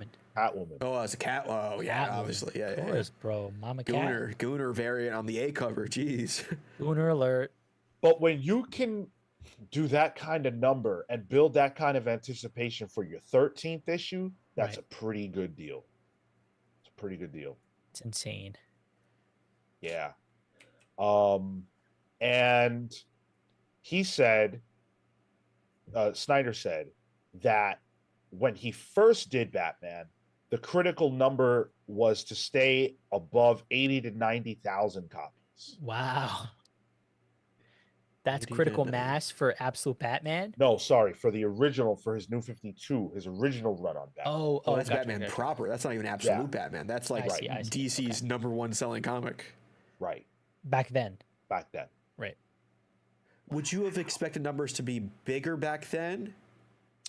I know that numbers were bigger back then for the first X amount of issues. That's still wild, yeah. But 80 to 90K, I think Batman today probably doesn't do, well, maybe right now it is. But during the Chip Zdarsky run, I would be surprised if it was doing 80 to 90K. Sure. I would imagine probably somewhere in the 60 to 70K range. 200 for an issue 13. Crazy. Yeah. Ooh, what did issue 1 sell? Do you remember? It's still selling, bro. It's on this like ninth printing. They're counting the reprints.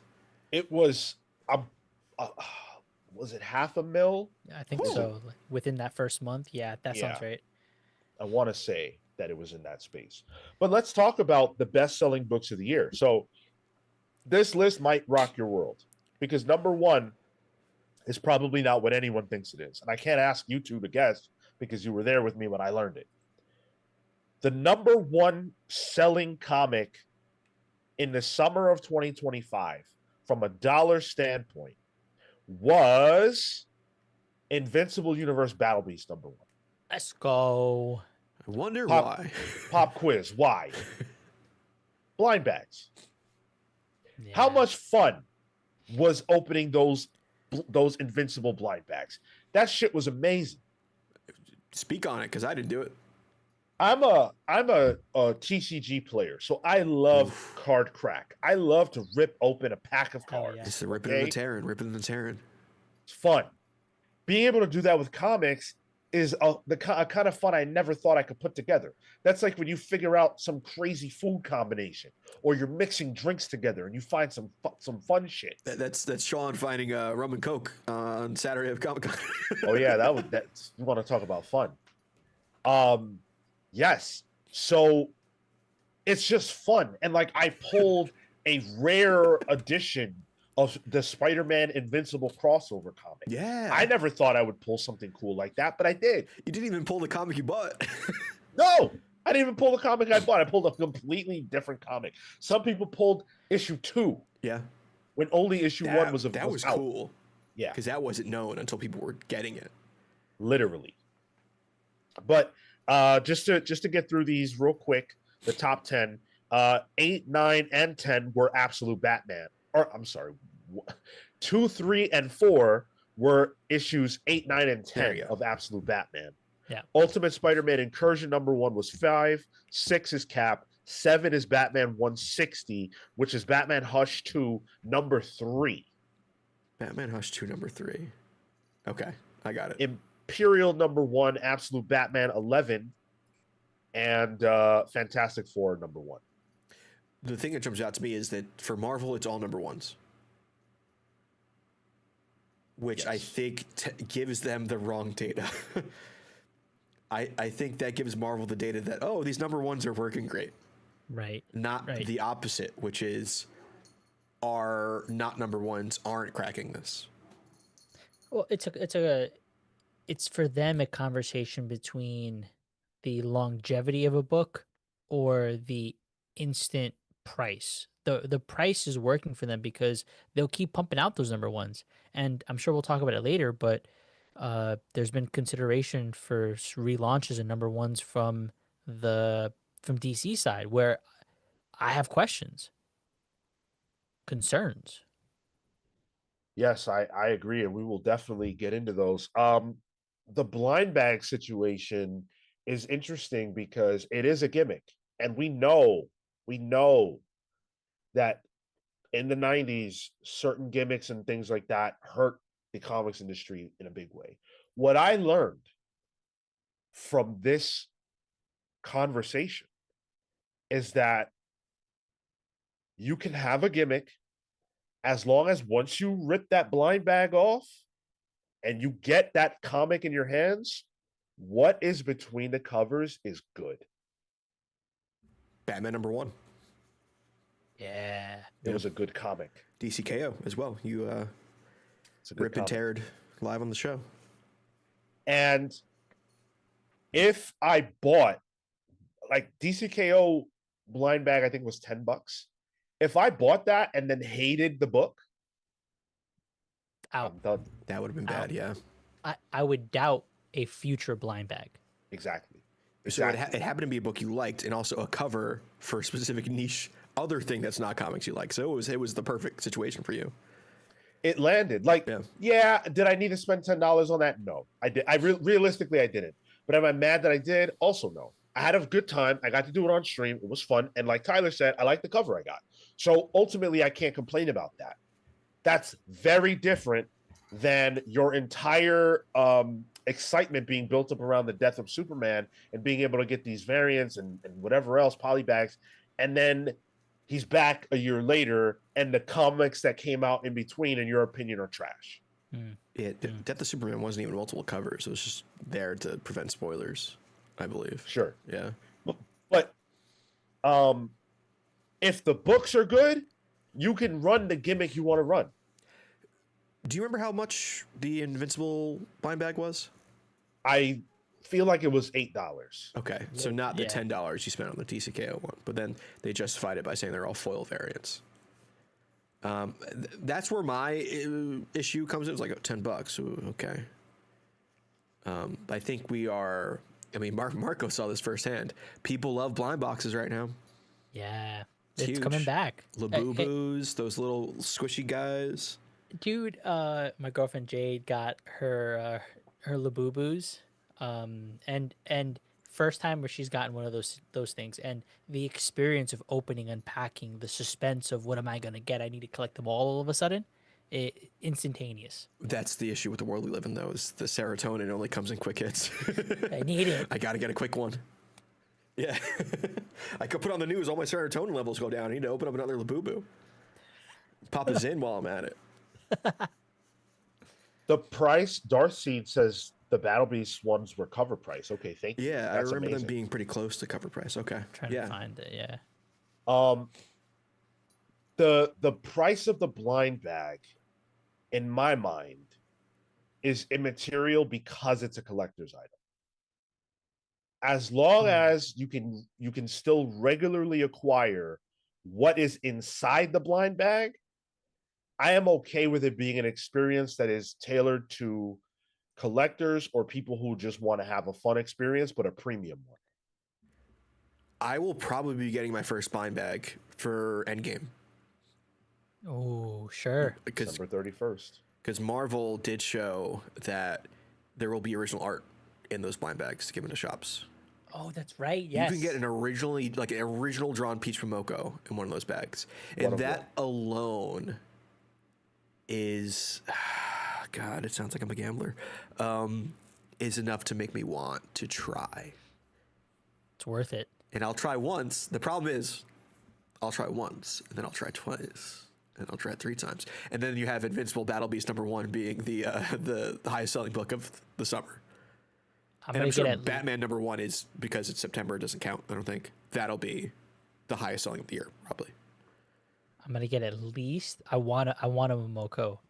I'm gonna get at least 4. But see how this is the way this conversation is going is not talking about the content of the book. It's about the risk. It's about the risk. It's about that quick hit. It's about the fun of the experience of it. I sports bet, dude. I like in trading cards, you would be your best bet. Let's say you want to build any deck. Your best bet is to individually buy those cards. Yes. Because if you buy them blind, you are going to inevitably end up spending more money. Sure. But it's more fun. It's more fun to do that. I was watching a YouTuber open up multiple boxes of Disney Lorcana cards. And you know what? That was fun to watch. I wasn't even getting the cards out of it. I'm like, oh, you got a third rare Maleficent? Sick. Awesome. Cool. Good for him. Aiden's Hideout says all the scalpers will be buying up those blind bags for the Peach Momoko original art. You're right. And you know what? Cool. Because it doesn't matter. That's my biggest problem with scalpers and collectors has always been that they're artificially driving up sales of comics and they don't read them and they're not helping. But now that we see that there are young people coming into the industry and people are excited about what is inside the books, having there be another element to the comic book market that does appeal to collectors isn't a bad thing, because now you're just getting money from here and here. Sure. Yeah. So now you have your scalpers in general, it's just end game, end of the universe, whatever, I need to buy this key issue situation. And you have the people who want to run through the art because it is one of one. Yeah. Damn. And if you get the peach, and I'm trying to sell you the one of one. I'm trying to get that peach, dude. Want that peach, bro. Grayson Red here says on the contrary. I really don't want blind bags to be a regular thing because it's honestly promoting gambling habits. I say this as a TCG player who has fallen down the rabbit hole of booster boxes packs. I think that's a fair thing. Todd McFarlane was also at the ICVT2 thing, who great fucking guy to listen to. Holy shit, that guy has energy. Yeah. But he talked about, I think on the Wednesday that we weren't there for, but he mentioned, I guess, his books will not be having blind bags because he doesn't want gimmicks. So I think we are in the early stages of this iteration of blind bags. We will see where they go. I do think there is a slippery slope, though. I think right now it's fine, and the projected ones that we have are fine. But if it becomes every issue of something is a blind bag, then I think there's a problem. But Tyler, when have you ever had the comics industry learn a bad lesson? Oh boy. Learn? Never.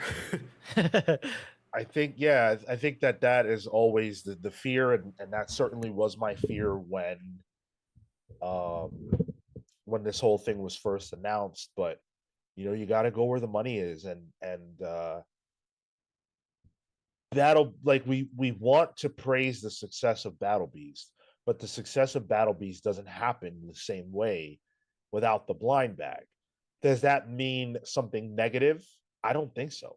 I think that's all right, because the book's good. The book's good.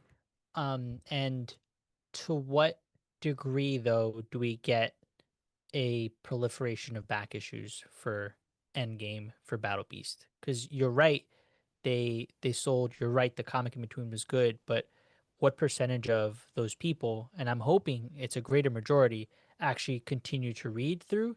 Then I wanted to see if I can get the right cover. If not, all right, cool. This is going to the dollar bin now.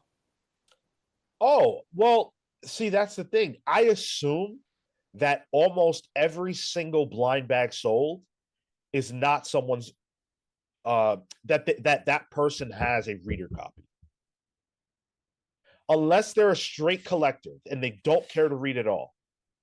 Most people are going to get a copy to read and then blind bags to see what they get. Because if you pull a rare cover, you're not going to read that. You're going to store it somewhere, sure. Right? So if most people are buying a reader copy and then blind bags, to me, Yeah, of course they're not reading the blind bags. Like that. The assumption is they're not to be read. Depends on which one you pull. Like I would probably have just bought the blind bag, and then if I got a rare one, sure, then maybe I'll read digitally or buy a physical copy of the number one. But my instinct is not to buy a reader copy. Or even because if my let's say blind bag could be the reader based on getting the virality, the common one or whatever.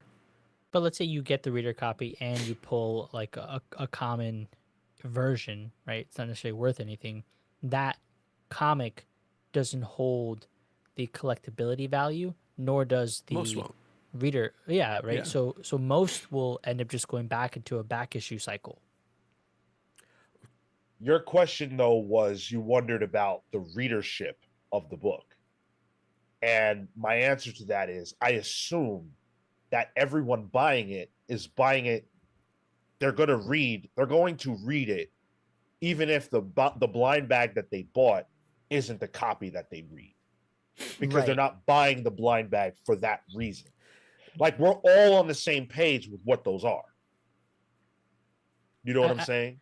I guess I'm just thinking about we're gonna have a larger influx of down the line back issues because a larger percentage of those blind bags aren't exclusive covers. People did buy a reader copy or they only bought that and got a common version that is not of value. So the compared to other books that didn't have that, we'd have more back issues available for Battle Beast than we would otherwise. Oh, yeah. That could be the case. Does this give trouble to shops knowing how to order issue 2? Wait, what? Yeah. Of course. All these blind bag sales combined with the normal number 1 sales, how do they then justify how many issues number 2 they buy? I think issue 3 is a little easier based on issue 2 sales, but they don't even have that much leeway because of when they have to order these things. So it wouldn't even work like that. You wouldn't have the data from your first issue sold to know how to order 2 and 3. You would have to order those pretty quickly in succession. So if you know that you're ordering again, which is why like you're ordering reader copies. Sure. Okay. This makes sense. And blind bags. The blind bags is a separate thing almost entirely. It's that's what I'm trying to hammer in. That's not the same. You're not even targeting the same people. It's not the same. If anything, Invincible Universe Battle Beast blind bag number 1 helps justify the amount of orders for Endgame blind bag number 1. Yeah. Based on the fans' fervor to buy these blind bags. These are almost not comics. Exactly. They're more like a Labubu. They're more like a Sunny Angel. It's a collectible. These are the fucking words I'm saying right now.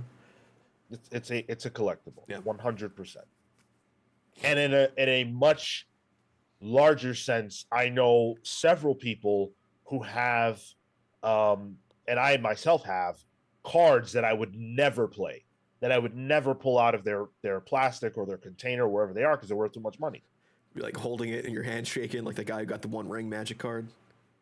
So not quite. I don't have anything that valuable, but it's not a card anymore. Yeah. It is a card, but it's not serving the purpose of the card. Yeah. It's become something else, and it's the same with these.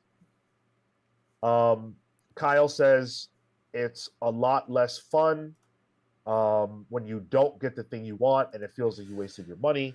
The highs are high, but the lows are devastating. And again, that comes down to whether or not you're a gambler, or whether or not you enjoy this aspect of collection. If that's how you feel about this, congrats, you're not a gambler. Because gamblers, they would feel like, oh, I got to try again. Yeah, it's better for you. Yeah. I know myself, and I'm the opposite. I know, like, oh, I got to keep trying. I got to keep going. I'm feeding coins into that claw machine, you know? So that's why I tend to stay away from these things. That is literally why I don't collect TCG. It interests me very much so. I know my habits. And yeah, TCGs are very addicting. It's hard to get away from that. Electrics with a 50 SEK. Come on now, spin the wheel and maybe you get to hydrate. I don't want my pals to pass out mid-show. That said, Holding my thumbs for a lie to Marco. Holding He my did do it thumbs. twice, Sean. Does that count? No. That's not how it works. Yeah, I like this Um, term. Hold my thumbs. Never heard that before. Pull my finger. No. Holding my thumbs. Huh. Yeah, let's spin the wheel. We do 0-1. So we'll get the win in. It's a revelation. Ooh, Oh, let's see. cool. Yeah, that. Love the revelations. I have met Anthony Weiner. Wait, I thought the revelation is they pick who they want a revelation from. Yeah, Oh, that's yeah, that's right. that's Yeah. know your pal. That's right. Yes. Hold My on, I bad. got you. This dude said wiener. Ayo, pause. It's Well- pronounced whiner. No, It's a not. good thing because I missed a super chat. Mike Retiques with the £5. Marvel's attempts at competing with compacts are half-assed. 32 compacts in total versus 11 Marvel Premiere. They don't seem very committed to the format. I agree. I also think, and we talked about this when they first announced these, the way they're doing it, and it's kind of like a grab bag of runs, I don't think is the right way to go. I think that DC started first, so of course they have more. It's also a bigger, like they clearly did this with an intentionality to it, and I think everything we've seen come after DC's attempt is aping, and not aping in a bad way. It's something Marvel should do. It's something Image should do, but they're later to the game. And Marvel also is not willing to charge as little as DC is. Theirs are 15, whereas DC's are 10. I do not think that DC's will stay 10 for the next 2 years, but for now they are. So I don't think it's as big a plan in Marvel's overall scheme. I think they came later into the game, and I think they very much want to make their money off of them. All of those things will result in it being less of a success, but I don't think that it's a fundamentally inappropriate approach. To have the higher price Yes. point. Okay. Yeah. Yeah. Fair. Atomic Hound with a $9.99. Thank you, brother. Just to go back to that sense of community, if you like this, join the Pals Discord. Comics chat all day, community book clubs, and events. Spin the wheel. Hey, get All that right. wheel spinning. Doing it. Marco, it looks like you're doing your revelation, though. I If know, I if saw that, chat yeah. is any indicator. It is. So Marco's going to do the revelation, but real quick, I did want to throw a link to our Discord server into the chat because some of you don't know Yeah. where to find our Discord server. So let me get that in there so that you guys can join us if you want to. What was that? Spin, Tyler? It was lie to Marco. Oh, So- get out. So we're getting a double Marco whammy right now. You got to reveal Hell something, yeah. and then one of us has to lie to you. Okay. Reveal something. So, something I've been thinking on heavily was a few episodes back. Forgot if it was on Pals Pulls or the main show, but Sean said that planets are living things. Yes. Planets are alive. I've been thinking about this too, Marco. And so, a revelation for me was one of the things that I believe personally is that math is is a language by which you can understand the physical world, and there's a level of philosophy to it. And so, as I started to many years ago move away from religion, I had a moment where I like had a mini existential crisis, and I'm like, the language of everything that exists is mathematical, maybe not predictable, or something you can plot out, but that there is some fundamental undercurrent of math and consciousness that is what permeates the universe. And so, I have a belief that ultimately we as humans are these like bags of meat only driven by logic and math and even emotions are they themselves driven by this logic base. Their emotions are felt to be real, but not implicitly real.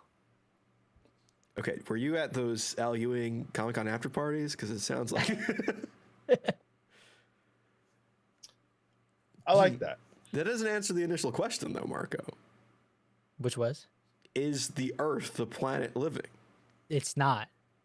It's a living system, but I don't think the Earth itself is alive. Take out It all de- those flesh bags and install the Earth.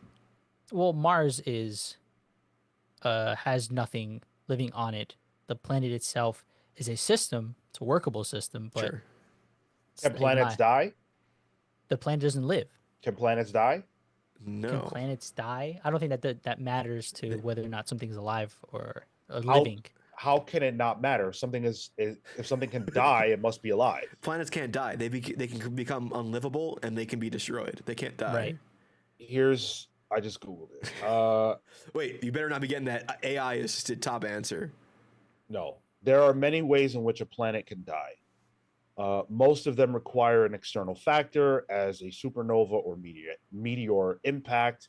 Blah blah blah blah blah. Being realistic, a planet would take a long time to die. Can planets die like stars do? Planets don't die like stars do because they have no nuclear fusion. Blah blah blah blah blah. Every source I'm looking at says planets can die. Anything that can die is alive in a sense of the word. No. Yes. Yeah, no, because No. it could just be a workable system. That doesn't mean you're alive or dead. It's also the way the words work. Yes, stars die. That is how we describe stars being destroyed, but they're not living. That's just how that's how our language works and how we describe it. I think that the same thing could be said for how you describe what is alive or dead. I think something that is alive is something that is functional. It doesn't require it to have a consciousness. Well, plants don't have consciousness and they're living. Yeah, I give you that. Yeah. So there you go. Well, I don't. I still disagree. You're free to. My critiques. I'm alive and I'm a star. My mom told me. That's nice. My mom's in the chat too. So hi, mom, if you're still there. So ultimately, I'm going to leave it to Milton to close out the conversation. He said, "We've got a new world where comics are growing faster than graphic novels. Comic stores are growing faster than the book channel. We've got growth from readers instead of just collectors. We've got young comic consumers. Got new audiences coming in from sources like web novels and webtoons. We've got manga as a force. We've got digital stirring. We've got distribution transforming and the data flow rebuilding. That, to me, puts us in a totally different world than we were in a year or 18 months ago. I would say one big question is, what do publishers do with the lessons of the last year? One key lesson is accessibility. If you create a book that's easy for people to get into, they're more likely to buy it and tell their friends. How do publishers nurture the kind of creativity that has created successes like Invincible and The Ultimate Line and Absolute in particular, and build on that in the future by making good relationships with their creators? I think that we are in a great spot. Yeah. There's still a lot of work to be done. There's no doubt about it. But I see a direct line between comics being as good as they are and as accessible as they are and sales being as high as they are. We're in a great place. I was told it's dying, Sean. Me too. Well, that's what YouTube tells me. Yeah. So I believe it, and that's why I can't buy the big two books because those are the bad ones. You buy the Kickstarters. Right, of course. Yeah. Yeah. Or the Indiegogos. Yeah, sure. Kickstarter's a little more. Yeah. This is a good time. Yeah, this was good. Coming out of this, it felt good. I mean, it also helped Todd McFarlane was there, so that definitely helped hype things up. But coming out of this was like, okay, good. This is not doom and gloom. This is there are multiple lights at the end of the tunnel that is post-COVID comics. Yeah. And again, comics are good. If anybody tells you differently, send them over here. We'll set them straight. Comics are good. They've been good. Comics are dope. Wrong channel. Oh, sorry. Yeah. Hey, at least he's a sponsor of ours. We can say that. That's true. We've got a lot more show to do. Thank you guys so much for hanging out with us. We are in the middle of October. And, I've got a bit of a problem, which is that I'm not really happy with the numbers behind the book club nominations. Not happy. I need to see more nominations. And I'm giving you guys until Monday to get them in. We've extended it way beyond where we should have. I made that decision because I just don't like the numbers. What we're talking about is indie horror comics for the book club. That's what we're looking at. And so if you love indie horror, if you have indie horror recommendations, get those nominations in. You have until Monday. You can get them in on our Discord server, on our YouTube channel, on our Patreon for absolutely free. Either way, once we get to Monday, I'm just going to take everybody's nominations and figure out what the top 4 are. But we really, really could use more noms. So get those in if you can. The nomination process, that voting process might be a little shorter than normal because the book club will be on the 27th. It's a Monday this time around. Link in the chat. Go nominate if you haven't already. Before we stray too far from the topic, for the sales, the trajectory, we've seen Marco, we're done with it. The show's moving forward. Well, can I ask a question about it though? Do we expect the curve of that to stay flat over the course of the next year as Ultimate kind of comes to an end or transforms to something else, as Absolute matures, or is and does Marvel DC Image need to do something to keep the momentum upwards? Because while everything here is well and good, the expectation from Milton in years past was we would come down from the bump or from the high. And so my expectation would be what we've seen here as upward trajectory to be equal to COVID numbers is the full force of everything that's been positive. But does that stand true in the next year or two? I don't have a crystal ball, so I think this is hard for me to answer.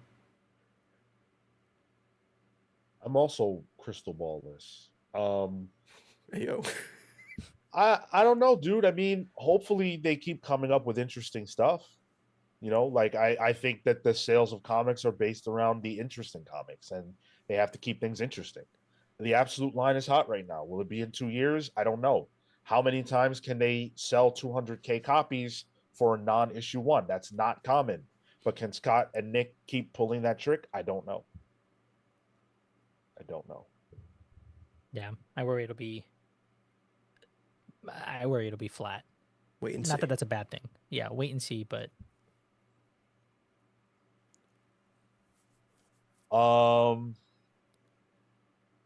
yeah, so make sure that you guys get your nominations in. We need them. We will tell you the final 4 this coming week, so get ready for that. We're still working out when we're going to do our Radiant Black book club, but that will absolutely be coming.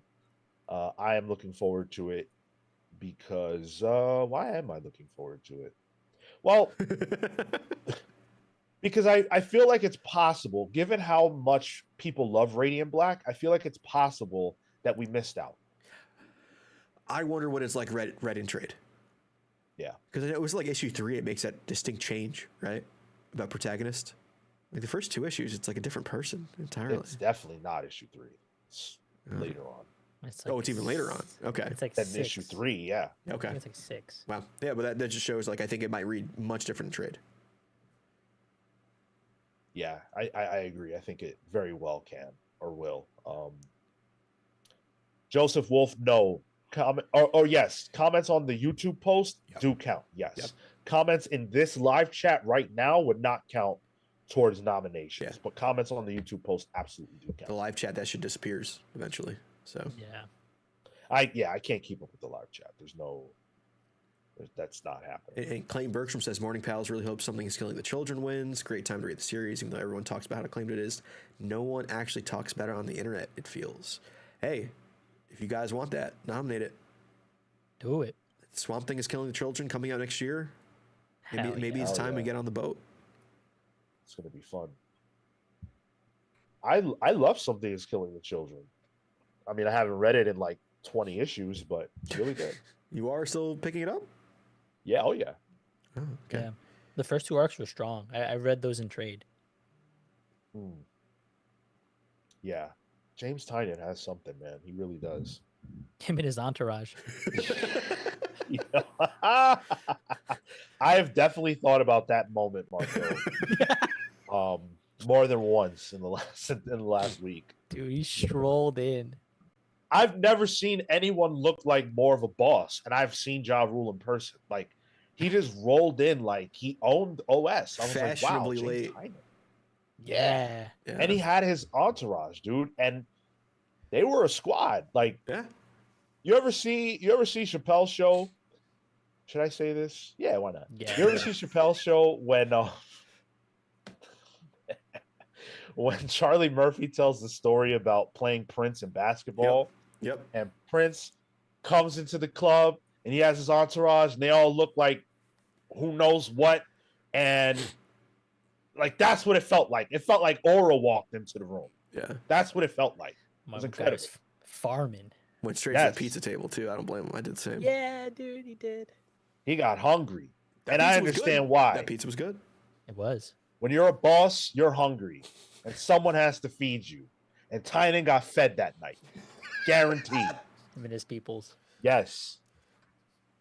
Joseph Wolf says, I got the Monstrous Deluxe Edition in honor of you, Sean. Thank you. Thank you, brother. And you know who was at Comic-Con? Marjorie Liu. She was on that stage, and I felt embarrassed. I felt embarrassed because I love her, and I love Monstrous, but I can't tell her that. What am I supposed to say? She's up there talking about how she's been writing Monstrous for 10 years. I read it for 2. I got up on that panel and asked her a question. I know. You didn't warn us. You just got up off your feet. I was like, oh, no. Marched over. I was like, oh, shit. Marco's I thought you were leaving. Yeah, Marco's the only one of us wearing merch. Yeah, I figured, get it out there. Sure. And the moderator was like, oh, you in the blue. I was the first one there. And after that, then everybody else came. But you know what, Marco? You made a critical error. You did not say, hi, I'm Marco from the Comics Pals. It's got to be treated like a press junket, dude. Yeah, I can't believe you didn't say that. I thought that was the first thing you were going to say. I was like, Marco knows. He's on it. He was too busy actually asking questions. Yeah. Order of Dylan. Sean turned me into a Department of Truth fanboy. What a book. Tyler turned me into a Department of Truth fanboy. So there you go. Open your third eye. Hell yeah. Stay woke. The right way. Yes. You know who wasn't woke? Jonathan Hickman. He didn't know that the Ultimate Universe was really going to be ending. He was caught off guard, just like all the rest of us were, by the fact that Marvel had the balls. Oh, fuck. What? Oh, my God. Please look on Discord, you two. You will know why that was such a visceral reaction. I never get distracted by pop-ups like that, but I just saw something horrifying pop up on my Discord. And at least Marco will know. Come on now. Hold on. I'll carry on. You guys, you gotta link me. I'm lost here.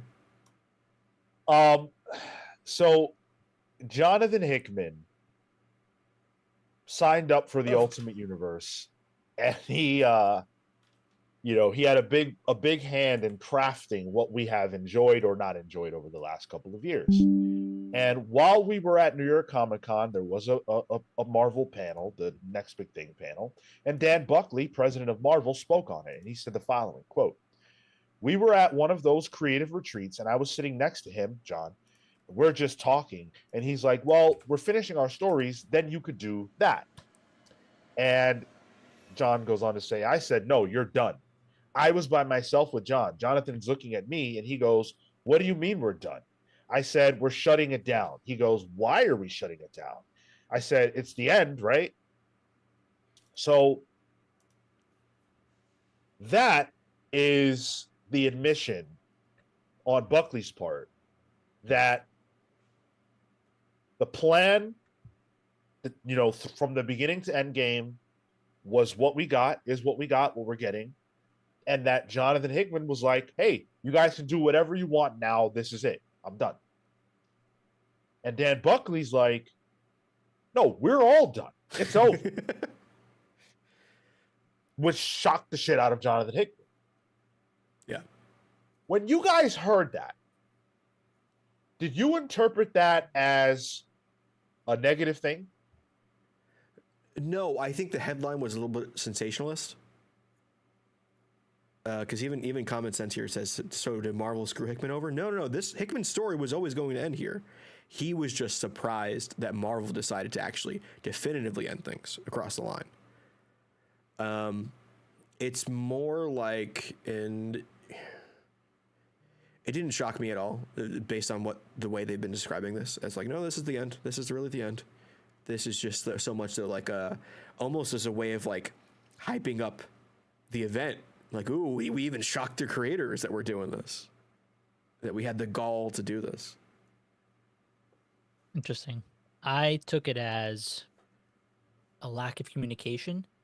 I think I would agree with you, Tyler, if it felt like synergy. If it felt like, yes, Jonathan Hickman, alongside Dan Buckley, are confirming we are ending the universe. That feels more like not shock as much as it is more of a unified front. And I think that's what Marvel's been missing in the communication, in the way that you deal with fans, and in the way that this event is being perceived.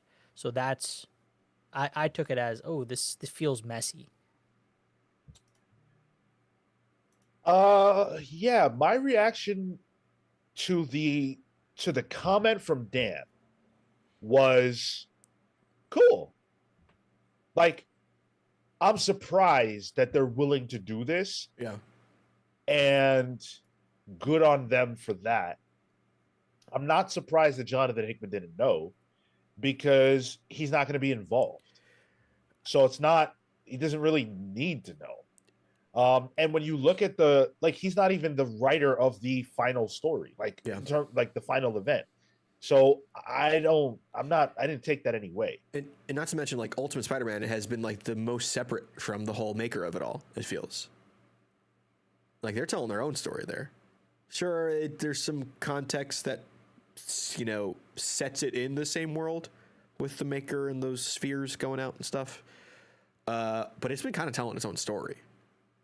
The main story of the Ultimate Universe is the maker is coming. That's your time limit. That's the end.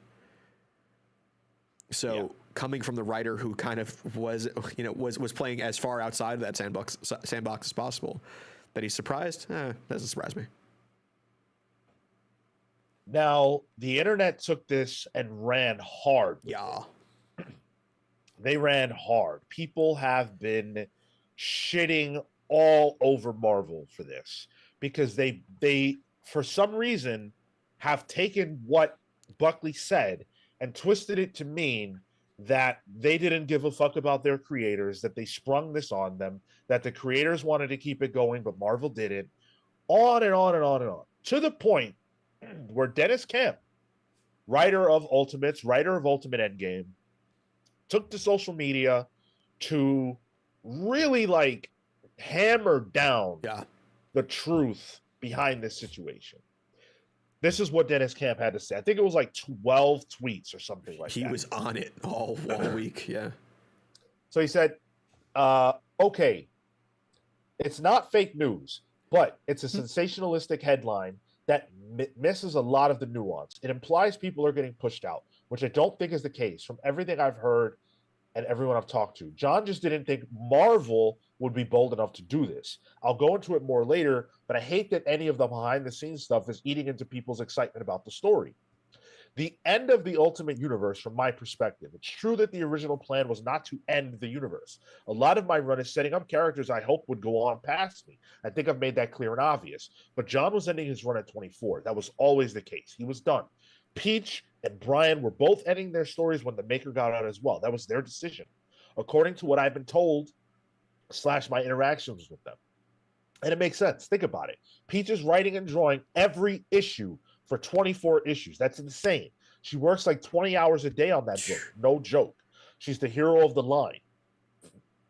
The only person who was planning on continuing their run was me. That's a big deal. Think about what he just said. Jonathan Hickman and Marco Cicchetto, Chris Condon and Alessandro Capuccio, Brian Hill and Stefano Caselli. Yeah, Caselli, Peach. None of them wanted to continue. They were all done. They told their story and they were done. Only Camp wanted to go on. In so much that like the Maker coming back and breaking through was the clear out for them. Right. Their story's over. Yeah.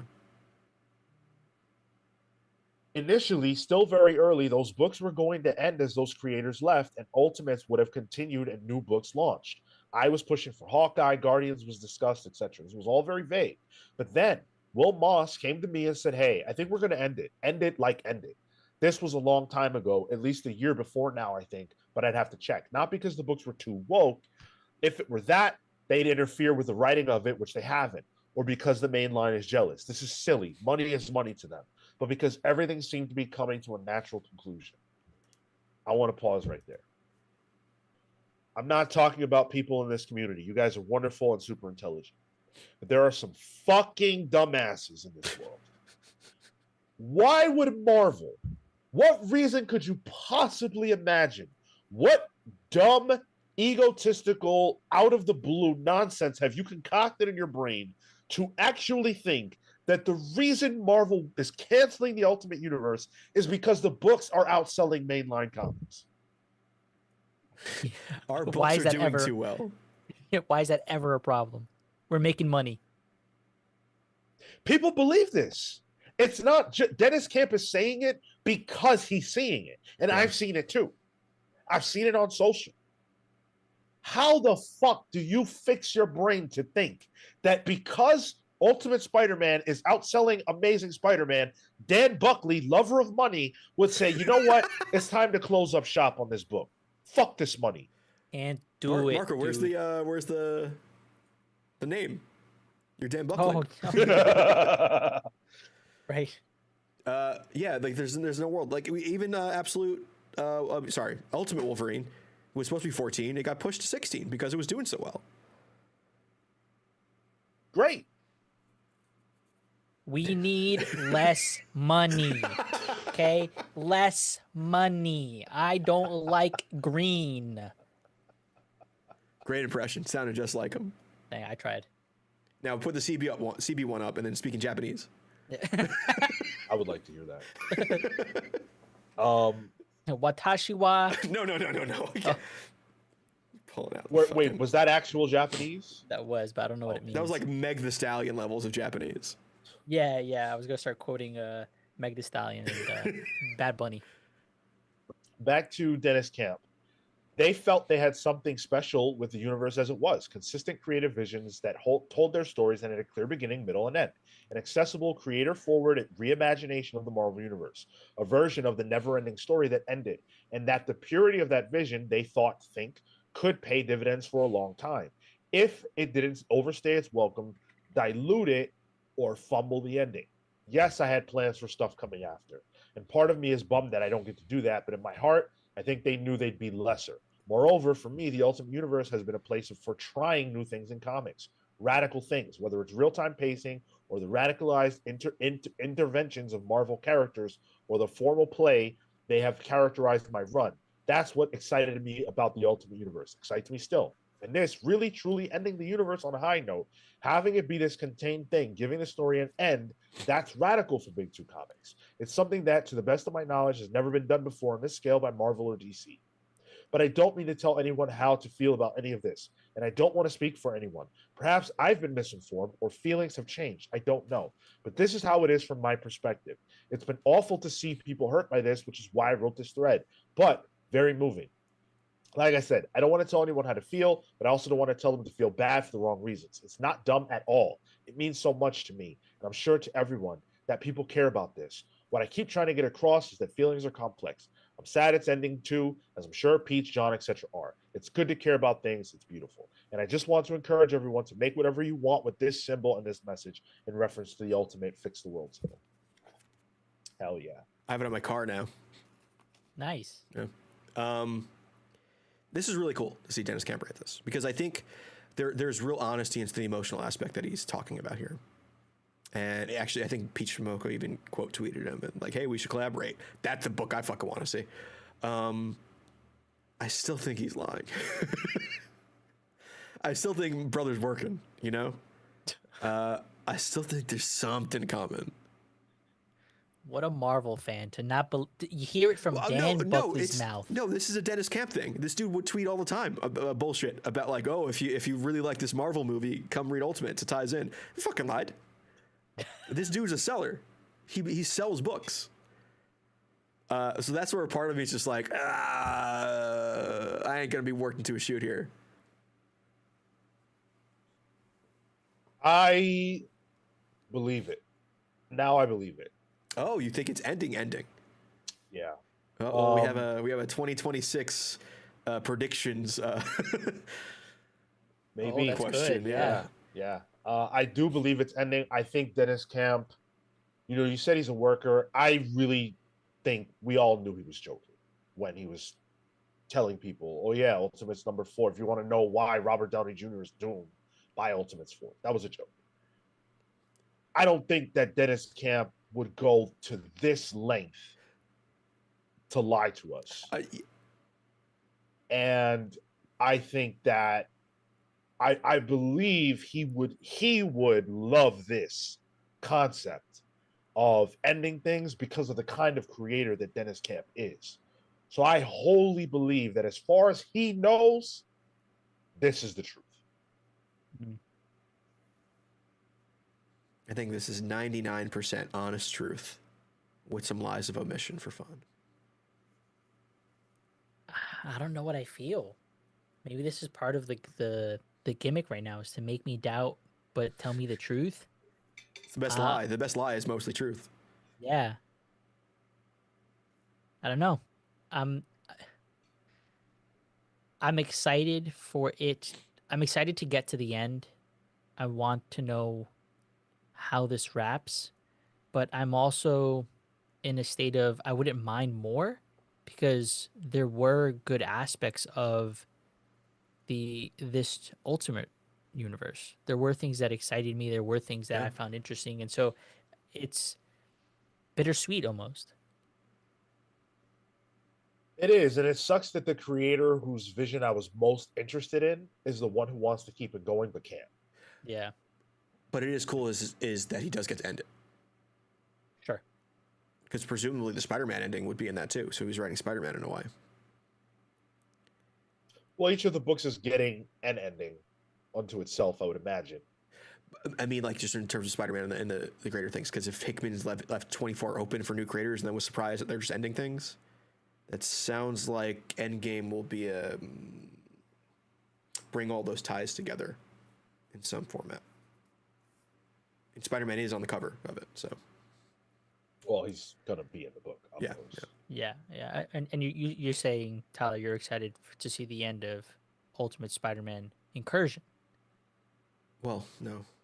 Banksy Main is saying what I feel, and that maybe what happens in Endgame changes everything so drastically that technically the universe as we know it is now ending, but then it continues somehow. That's how I feel like it's gonna go about. As stupid as a new Ultimate Universe sounds, I wouldn't be surprised if they go there. Maybe that's Cope. It could be Cope, Banksy. It could be Cope. I had that copium. That's what I initially thought. But it would be truly bizarre from a company standpoint to go this hard to convince us. I just don't see the utility of this lie anymore. Isn't the utility of it just to sell the book? I don't see why you would need to. The book's going to sell either way. If the universe is continuing, it'll sell. If it's not, it'll sell. Right. It's the midpoint or it's the end point. Yeah. They're going hard lying if they're lying. I don't see a good reason. In fact, I see negative reasons. Look at the negative that has come from this announcement. People don't believe them. People are angry. The writer has to come out and put out 12 tweets to explain how they're really, really, really, truly not lying to you. If they're still lying, that's the kind of trust that can hurt a brand. Not in a large scale, but in a comic book sense, yeah, absolutely. And why do I believe what you guys are going to do next now, especially for this universe? I've been betrayed, blindsided. I mean, I've been blindsided. Fucking Dennis Camp, in the midst of tweeting all about this, tweets a picture of Javier Polito's art for Ultimates Year 2 of Ultimate Daredevil, like a little snippet. I'm like, fuck, don't tease me with that if I can't get any more of that. Son of a bitch. Common sense. I have two questions of Ultimate X-Men. One, what happened to Amano, the other Shadow King? And two, is Maystorm's father also muted? Whoa. I don't think any of us are up to date on Ultimate X-Men, so apologies there. Common sense, you know more than us.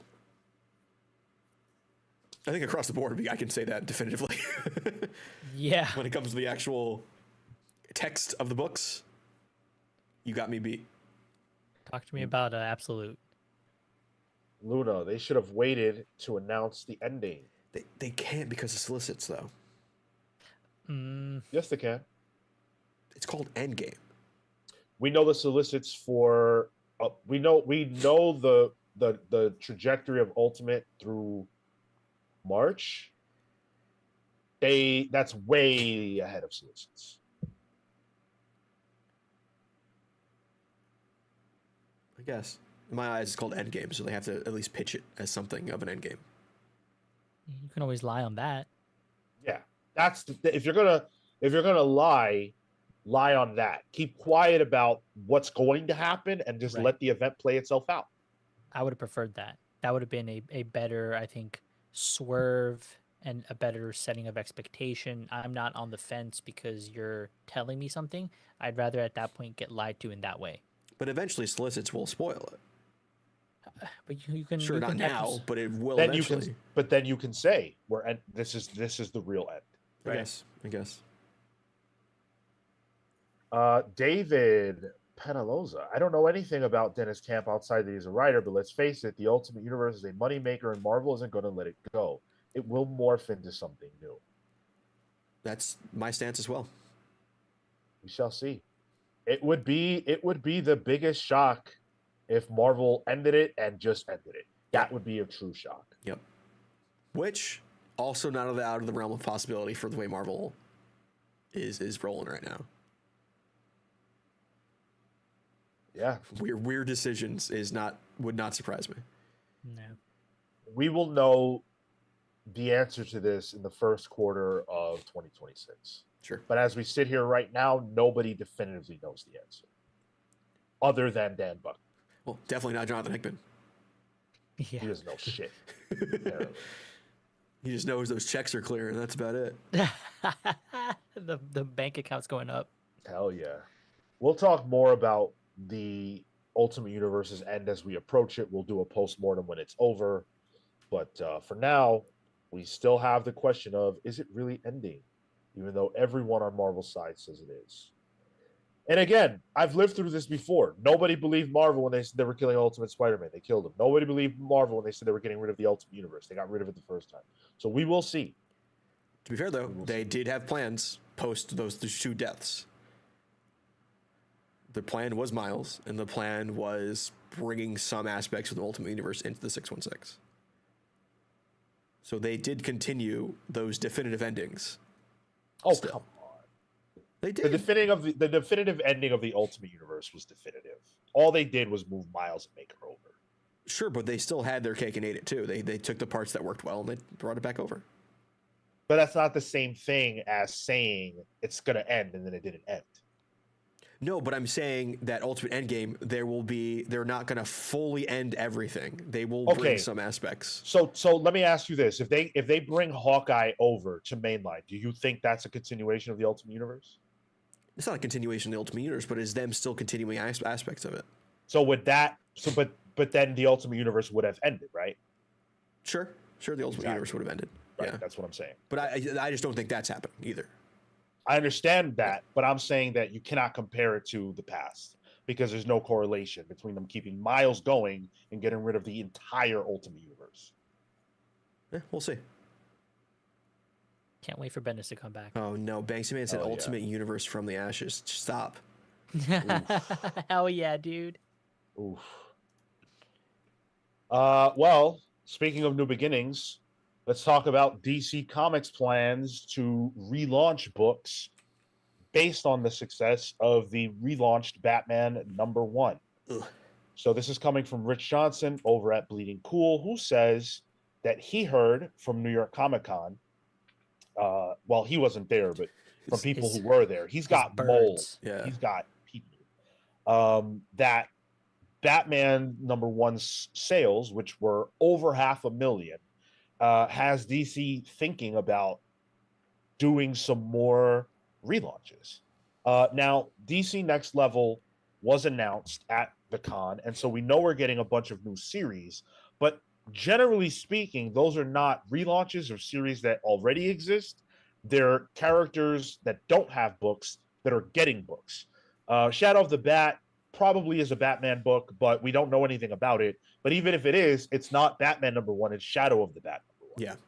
So if we see in 2026 DC relaunching a bunch of their titles, that would lend credence to this report that they really are seeing the success of #1s and going, we need to partake in that. Something Marvel learned a long time ago. And something I hope DC would never learn. Because Batman #1's sales also are because of the blind bag. That definitely helped boost sales. Yeah. A big addition. And sure, but maybe in terms of the money value, not the unit value. Right. Yeah. But I think if we see a Superman #1, that confirms this. Yep. Or like an Action Comics #1, that would confirm this. I think this also is that slippery slope, though. You know, it's a slippery slope of then we're going to see a lot of blind bags probably too, to mimic what worked with Batman #1 until that shit stops working again. So this is a little worrying for me because I also like how DC is has actual numbering for their books. There's a comic book nerd to me that enjoys that Action Comics is in the 1100s. So we'll see, but this feels like something Marvel would do and not current DC, and I hope they don't, or they're at least very specific about it. I wouldn't want it as a fan of DC. I similarly like what it feels like longevity, and that just feels like it fits the mold of comics more so than a plethora of #1s. But I also see the argument that, hey, we have these new influx of people we have that are coming in from the Absolute, that are coming in from the compacts, and they want a definitive place to start. Let's cater to that. Let's give them that. We can build on the momentum and acquire those individuals, bring them into the larger DC fold. Right now, you have Justice League, which is running its course. It's one of the premier areas to be able to follow the story. Same with Superman. So if you start those at #1s in within the Next Level initiative, I think that can make sense for them, for their acquisition and for their bottom line. But I, as a fan who's integrated already, would not be a fan of that. I think it's learning the wrong lesson from Marvel about the restarts and the relaunches and the new creative teams, etc. Yeah, I don't think that relaunching always has to be a bad thing. I think that there are ways it can be effective. I think books that are anemic from a sales standpoint that could use a boost, a shot in the arm, you can do that for in limited spaces. Examples like the Scarlet Witch fiasco are just ridiculous. The Moon Knight stuff, ridiculous. But there are ways to do it that I think work. Action Comics and Detective should never be relaunched. That would be the kind of thing that would tell me that DC's in a bad spot. Mhm. Those are just you don't do that. And a book like Superman, you don't relaunch as long as the creative team that's on it stays on it. I mean, Superman, what is that, 25 right now? So it's relaunched relatively recently. Superman 30 is 30, okay. 30 just came out. It shouldn't relaunch with Williamson. If it's gonna relaunch, it should be whoever's next up. If they're gonna relaunch it at all, which I would be fine with, because to Marco's point, there are a bunch of new readers who I think could benefit from number ones or lower numbers being on the stands. But if they do this, it should be something that's done in 2026 for the aforementioned reasons, but left alone after that. Yeah. Don't make it a habit. Yeah. With DC Next Level, and you have like Deathstroke #1, Lobo #1 coming out, stuff like that. Do you think they do blind bags for that too, to boost those numbers? Are those big enough characters to do it? If they do, that's the best sign possible that DC's gone blind bag crazy. There's no fucking realm where you need a blind bag for a Deathstroke. I think crazy. Lobo could, because there's a gimmick involved, especially with Scotty Young. But I think something like a Batwoman, no, you do not need. That's like, you don't need a freaking gimmick for that. But still, if they're, I guess it's towing the line between what is good, what is excessively good for the dollar value as opposed to units sold, and that'd be good money. Like especially if you just play into the risk and collectability of that. I don't think they need it, but that's another indicator where, for me, they're like, oh, they're starting to transition into let's acquire dollar value as opposed to acquire maybe um, story. Yeah, I think any of the books that they announced as the next level titles getting a blind bag would not be a good thing. I think a Superman #1 deserves a blind bag. You give me a blind bag when you've got an event, that's fine. But if Lobo gets a blind bag next, I have a bad feeling about the future of this blind bag deal. Because from the big two, he would be by far the least relevant character or property to get a blind bag. Oh, I disagree though, because he's 90s. They can lean into it, the gimmick of it all. He's had gimmick covers before as part of his gimmick as a character. I think out of all of them, that's the one that makes the most sense, and the only one that really makes sense out of the next level properties they've announced. That's the only one where I would give it a pass. If Firestorm gets a blind bag, no, that's dumb. It shouldn't even get #1, let alone a blind bag. Well, if DC gives Lobo a blind bag, welcome to the future. People, you're gonna eat the poly bag. I ain't buying it.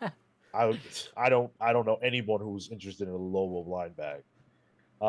Electrics with a 100 SEK. I just miss having some titles that even with next creative teams or relaunch numbers, they still built a continuation of the previous team. Most I don't do that anymore. I assume what you're saying is you don't want books that relaunch with the same creative team. Is that what you're saying? I'm sorry, Electrics, I'm not fully what I'm reading that is like if they do Superman #1, it's Williamson and Mora. Yeah, that would suck. Same creative team, a continuation of the same story. Maybe they reiterate some things in the first issue #1, but it's not really a relaunch. Yeah. But that does spin a wheel, though, to get that right. So, Luna, I'd rather the less relevant characters get blind bags, but then you're diluting the blind bag deal. You got to think about business. You can't just think about like what you personally want. Doesn't make business sense for a lot of those characters to have blind bags. JB, the Bleeding Cool article just reads like pure speculation. It's not, well, he can't say, Yeah. hey, Joe Schmo is my mole, Right. and he was at New York Comic Con, and he spoke to XYZ person at DC, and they said they're thinking about doing more blind bags. That's not something that Rich can say. So I understand why it reads to you like that, but when you understand the way that these kind of things work, there's no other kind of article he could write about this subject and include facts that would make you feel better. And it's probably all about a lot of other things in context with each other that he's putting the pieces together. Right. To get this to. And it might not even be like somebody said this is going to happen. Yeah. But it's more like speculation based on a whole bunch of actual reports that he got. And it is speculation. Like, yeah, he's reading between the lines. Yeah, exactly. We don't know that. He could literally have been told exactly that, and he can't say it. But it could be either. Like, speculation isn't a bad thing. It's an article, you know. It's getting clicks. It is an article, and it's speculation from a guy who knows the industry. So even though it could be speculation, that's still speculation that is better than, you know, a guy at the corner speculation. This is informed speculation. Yeah. Luna says it does though because it would get eyes on those characters. It's not the kind of eyes you want, dude. You don't inflated. If they relaunch Poison Ivy and they put out, you know, the green bag and there's a blind bag for Poison Ivy, sure. Maybe that number 1 sells 100K, 150K. But that's an artificial number that is not going to help that book in the long run. It doesn't work the same way as Batman having a blind bag. I do like the idea of the blind bag made of recycled goods for a Poison Ivy book. I think they could lean into the Gooner people with these blind bags too. That's easy. It's easy. It's easy money.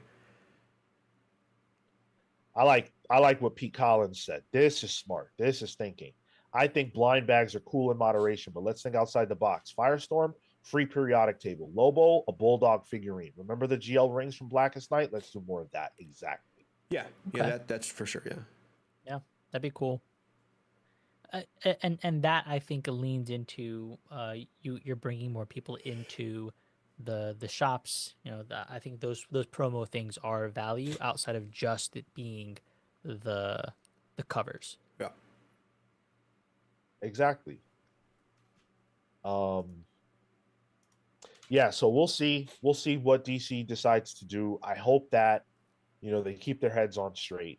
Because even the DC KO blind bag, like, it doesn't even have, like, it's just foil versions of, outside of like the super rare ones. It's just foil versions of the ones they're already giving you for a $10 upcharge. It's really brutal. Yeah. Foils of the ones they're already giving you that you then don't get to pick. Right. Yeah. Not fun. Well, I had fun opening it, but you know, hopefully there can be gimmicks. We just need to do some variety. I like the Green Lantern ring. I think there are ways you can get funky with that. The ID cards, there's a lot you can do.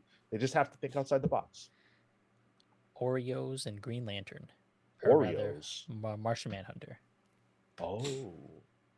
Hydroxes. We got to lie to Marco still. Forgot about that. It's your turn, Sean. Sure. I am ready to lie to Marco. Let me think of a quality lie. The Ultimate Universe is ending. Yes. Let's see. Okay. So in the early 2010s, Marvel's X-Men were living on an island called Utopia. And that was during a run that was written by Kieran Gillen. I think Matt Fraction played in that sandbox for a bit. And that all led into Jason Aaron's Wolverine and the X-Men run, which was built on the back of the death. Marco, are you Googling?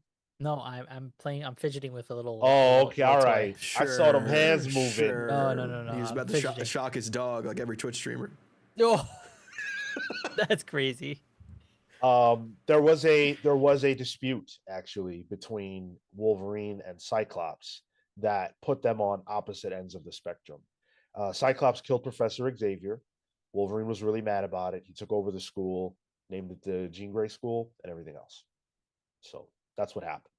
What happens next is that Cyclops has the Phoenix Force, and he uses the Phoenix Force to become an antagonist of the X-Men that leads Wolverine, the leader of the team, to have to take him down.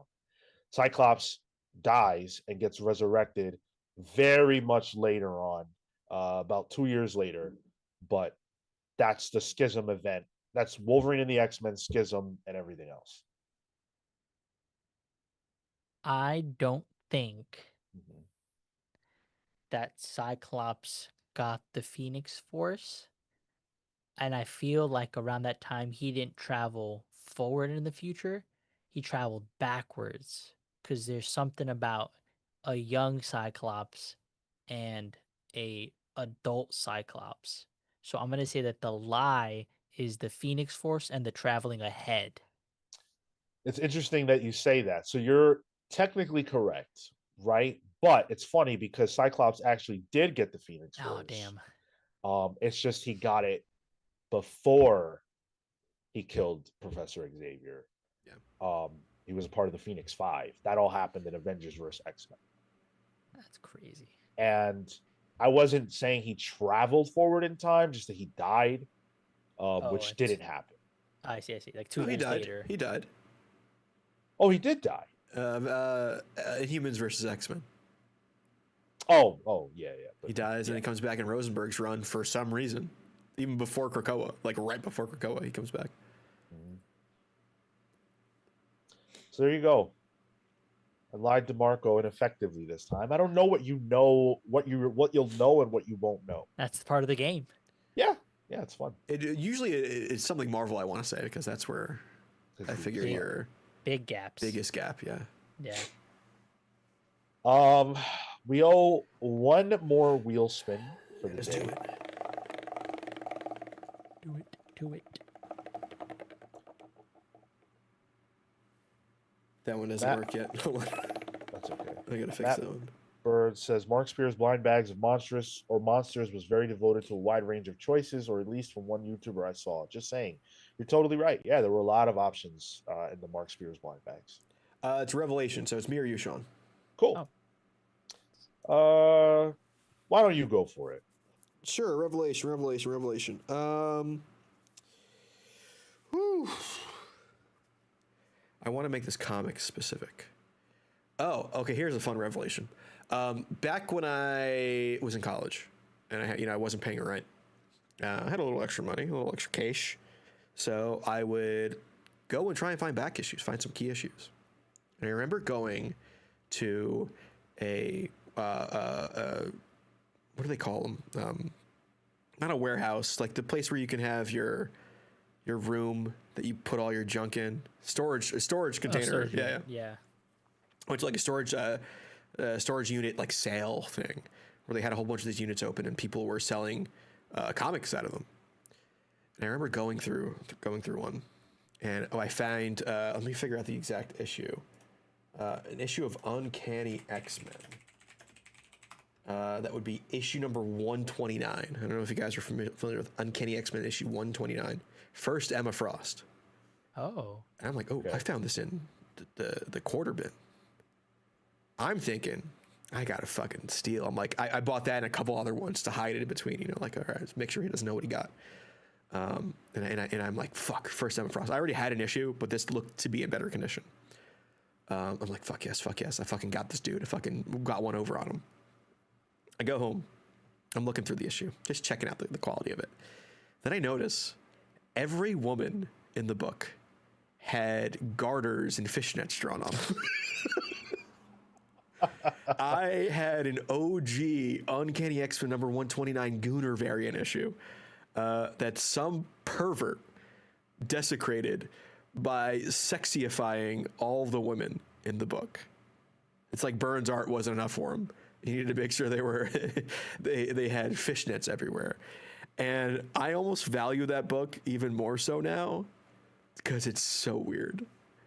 It's so weird. Somebody went and like redid like with like pencil. With like pencil. Yeah. That's wild. Yeah, Emma Frost they made sure she had like cross-hatched fishnet stockings everywhere. Yeah, Jean Grey does in it too. It's pretty funny. So I have 2 issues of it now. But I do want a good quality Uncanny X-Men 129. That's one of my grails. It sounds to me like you've got a good copy of it. Shit. I got a goon copy of it. You spelled that wrong. That's crazy. Now I understand why he was in there, and I, of course, did not get anything over this guy. He knew his shit. It was a bad copy in terms of quality. But it's cool. Yo, that's wild. Those places are neat, though. I'm always looking for Howard the Duck issues in those places, because those usually aren't keys for people. Superjob says that's just the red band version. Oh my goodness. Who would do such a thing? A Like, pervert, that's so Sean. crazy. Man. I mean, there's perversion, and then there's like that. Disgusting. I don't want to know what they were doing after they were done drawing and making their additions. They're just practicing art. A couple pages were stuck together. Must have been a factory issue. The glue in the spine must have seeped out. Maybe that's how Clayman learned to draw. You know? Oh, I got the original Clayman issue. Hell yeah. I got the Milo Manara version. Oh, hey now. All right. We've got just a couple more things to do around these parts. Actually, 3 things. 1, I need to shout out the rest of the patrons. 2, we need to play the GOAT game because you guys are amazing and have never let us miss it. And I don't think you will. And 3, we've got an origin to get into. So the first thing we'll do is I will say thank you to Amin, the Almighty Perez, Houston, the Century Kid Murphy, Peter, Living Lightning Electrics, Young Dende, Faye Fighter DeWoody, Shalom, Paladin Warburg, Cosmic November, Carter the Owl Shogunate, Steve, Swarm Canaris, Scripture, the Wardens of the Word, Jack of Some Trades, Cloutier, Chris, the Cure, Coleman, Emperor Emily Johnny, Joel Justice, Mad Max Bliskin, and he's been a member, but getting his intro, his origin into the Palsverse is none other than Kyle the Zenith, whatever. Ooh. What does the erosion of faith do to a man? Faith means to have a belief beyond reason in something. Kyle's faith lay in the idea that the world was fundamentally good, the people in it just, and those who govern it honest servants of their electors. History proves that no matter how bad things get, a hero will rise to turn the tide and good will win. But things have changed. He's watched his home become a war zone in a short span of time, exposing quickly that the order he grew up believing in was an illusion. You can only see a person's true nature when they're in power, and now that power was within the people. Many people were using that power to do harm. It wasn't just a choice, it was their nature. He knew because it happened to him too. The night Kyle first discovered his nature, he was being held at palm point by someone who could channel force through their palms. Standing up for others had gotten Kyle in trouble before, but this time he might not be able to get out of it. He closed his eyes, prepared for the blast. It hit him square in the chest, sending him flying backwards. Hitting the ground with a thud, Kyle expected to be dead from the blast, let alone the impact. Instead, he felt good, better than good.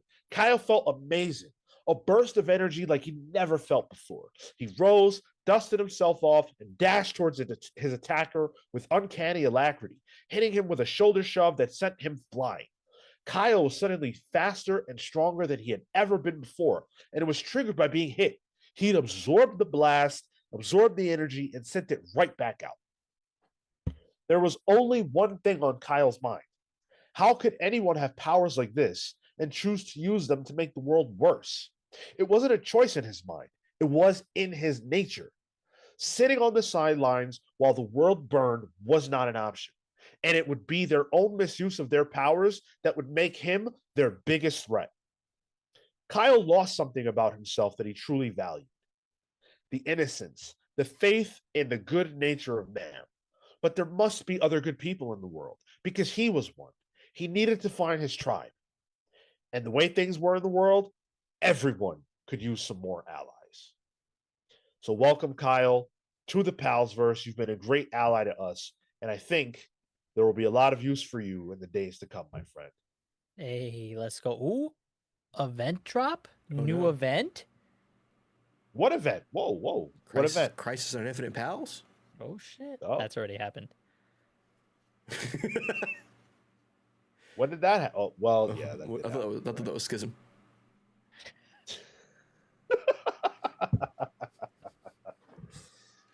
Oh, shit. Thank you for listening. Sorry there was an echo.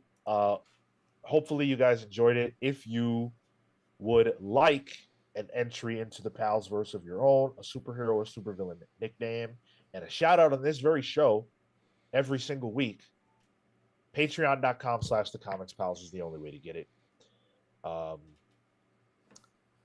Yeah. Cool. Is there anything else? Oh yeah, the goat game. We got to play the game. Bah. Oh, I should make a sound effect for it. What would it sound like? Like a goat. Oh. Like those screaming goats. I wanted exactly what Marco did. Do it again, Marco. I gotta make sure I clip it. Oh no, that was like a gooner. That was like a hyogao, or the fuck you pronounce it. Hyogao. That's why I asked you. I knew you'd know. Japanese. Oh, sorry. Where's my CB Cebulski? We're never getting that fucking Marvel comps. It's you guys. You won't stop. Right. I love CB. Me too. Me too. Ooh. All right. Who's doing it? Who's doing it? Tyler for the third week in a row. It's me and Marco though. Oh, okay. Sean gets away scot-free. All right. I would love to talk about Mr. Miracle. It's not Mr. Miracle. Well, actually, it could be. Let's see. It'd be hilarious if it's Mr. Miracle. This week, it is. If it's someone we've done already. Oh God. It is the fucking the Black Order, Sean. The team? The team. Fire. Oh God. Tag me in. Shit, I'll tag you in if you want it, Sean. Unless that goes against the rules. That goes against the rules. Yeah, we can't do that. I need the help, so I tag you immediately. You don't know the Black Order, Marco? Dude. Thanos is on it? Fuck. No, he doesn't count. Oh, all right.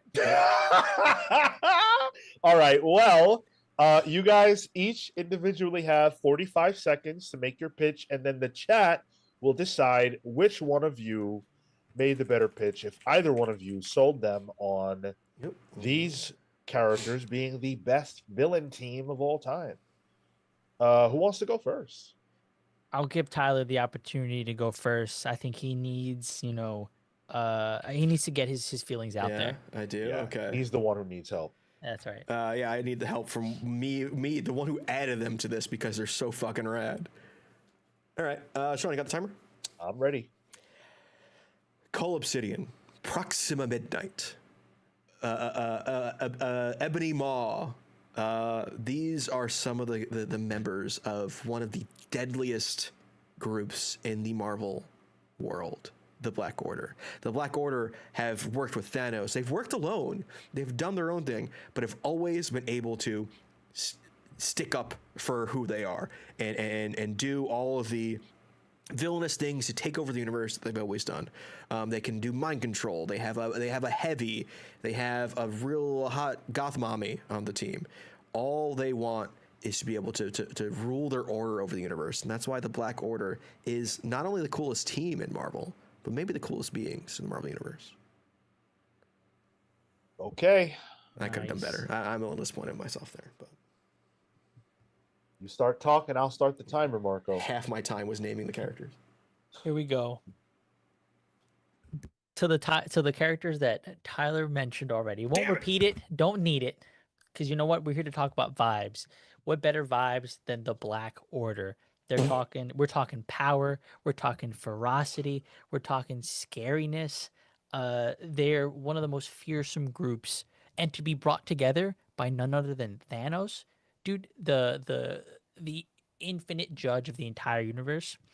First of all, that's credentials right out the gate. This team is essentially aura farming at this point with the caliber of individual that participate. the Mad Titan himself at times leading. And I think one of the biggest things is the kind of fear that they get struck into people's heart. All right. So what I'm gonna need on that poll is Marco, Tyler, neither. Yeah, because that's fair. those pitches Hold on. Let me. were rough. That's fair. I kept forgetting the other one. What was her name? It's the Super Swan. Giant.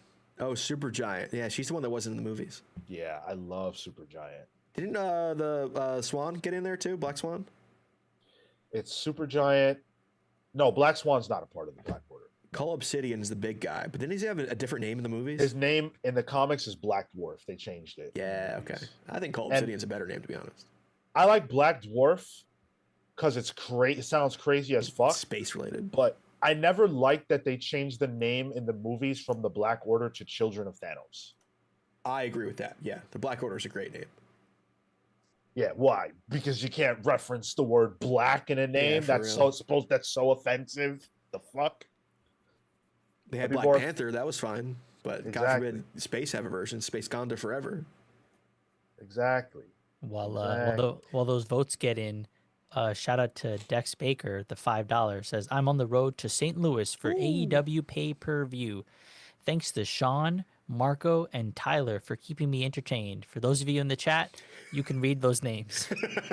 Dex, I'm on the road to St. Louis too, brother, but it ain't to watch AEW. It's to come for your ass.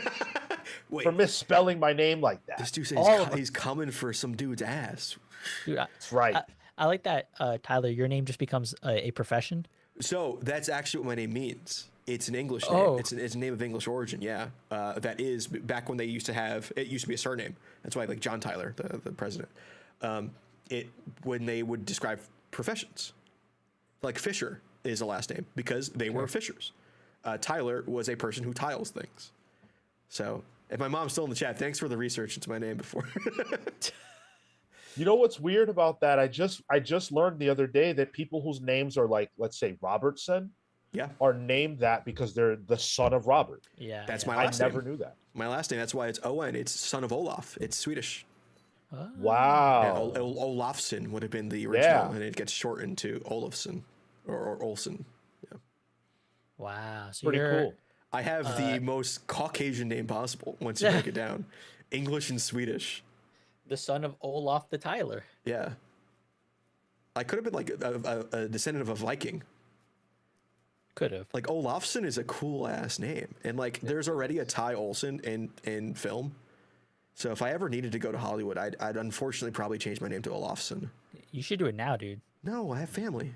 You should really not change your name to Olafsson because that is an alienating ass name. Wow, who's changed their name because it's crazy? Charlie Sheen, right? What was his name? Is really I just watched the Sheen. Carlos Irwin Estevez. Estevez, yeah. Yeah, they're all Estevez and shit. Only they one became of them the kept Sheens. Yeah. Well, one of them kept it, right? Emilio? Yeah, Emilio Estevez. Yeah. That's a good name though. It is. It rolls off the tongue.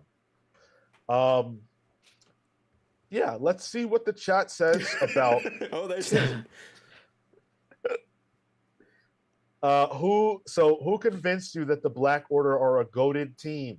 Well, 53% of you said neither, TBH. 27% said Tyler. 20% said Marco. That looks about right. Oof. That looks about right.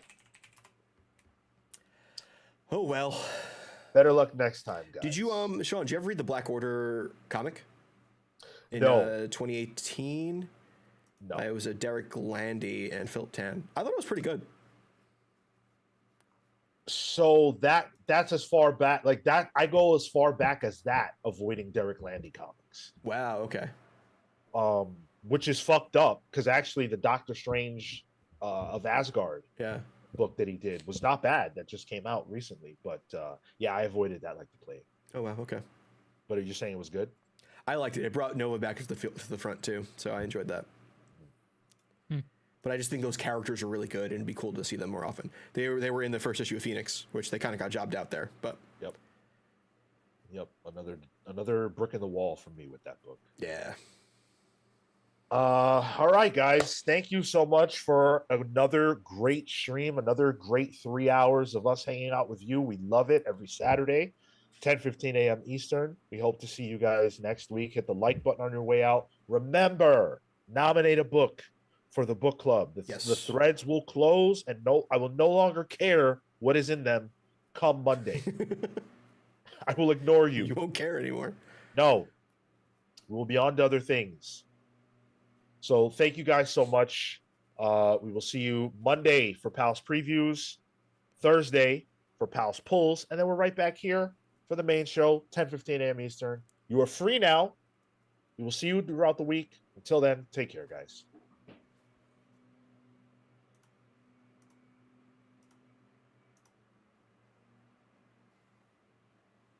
All set. All right, lovely.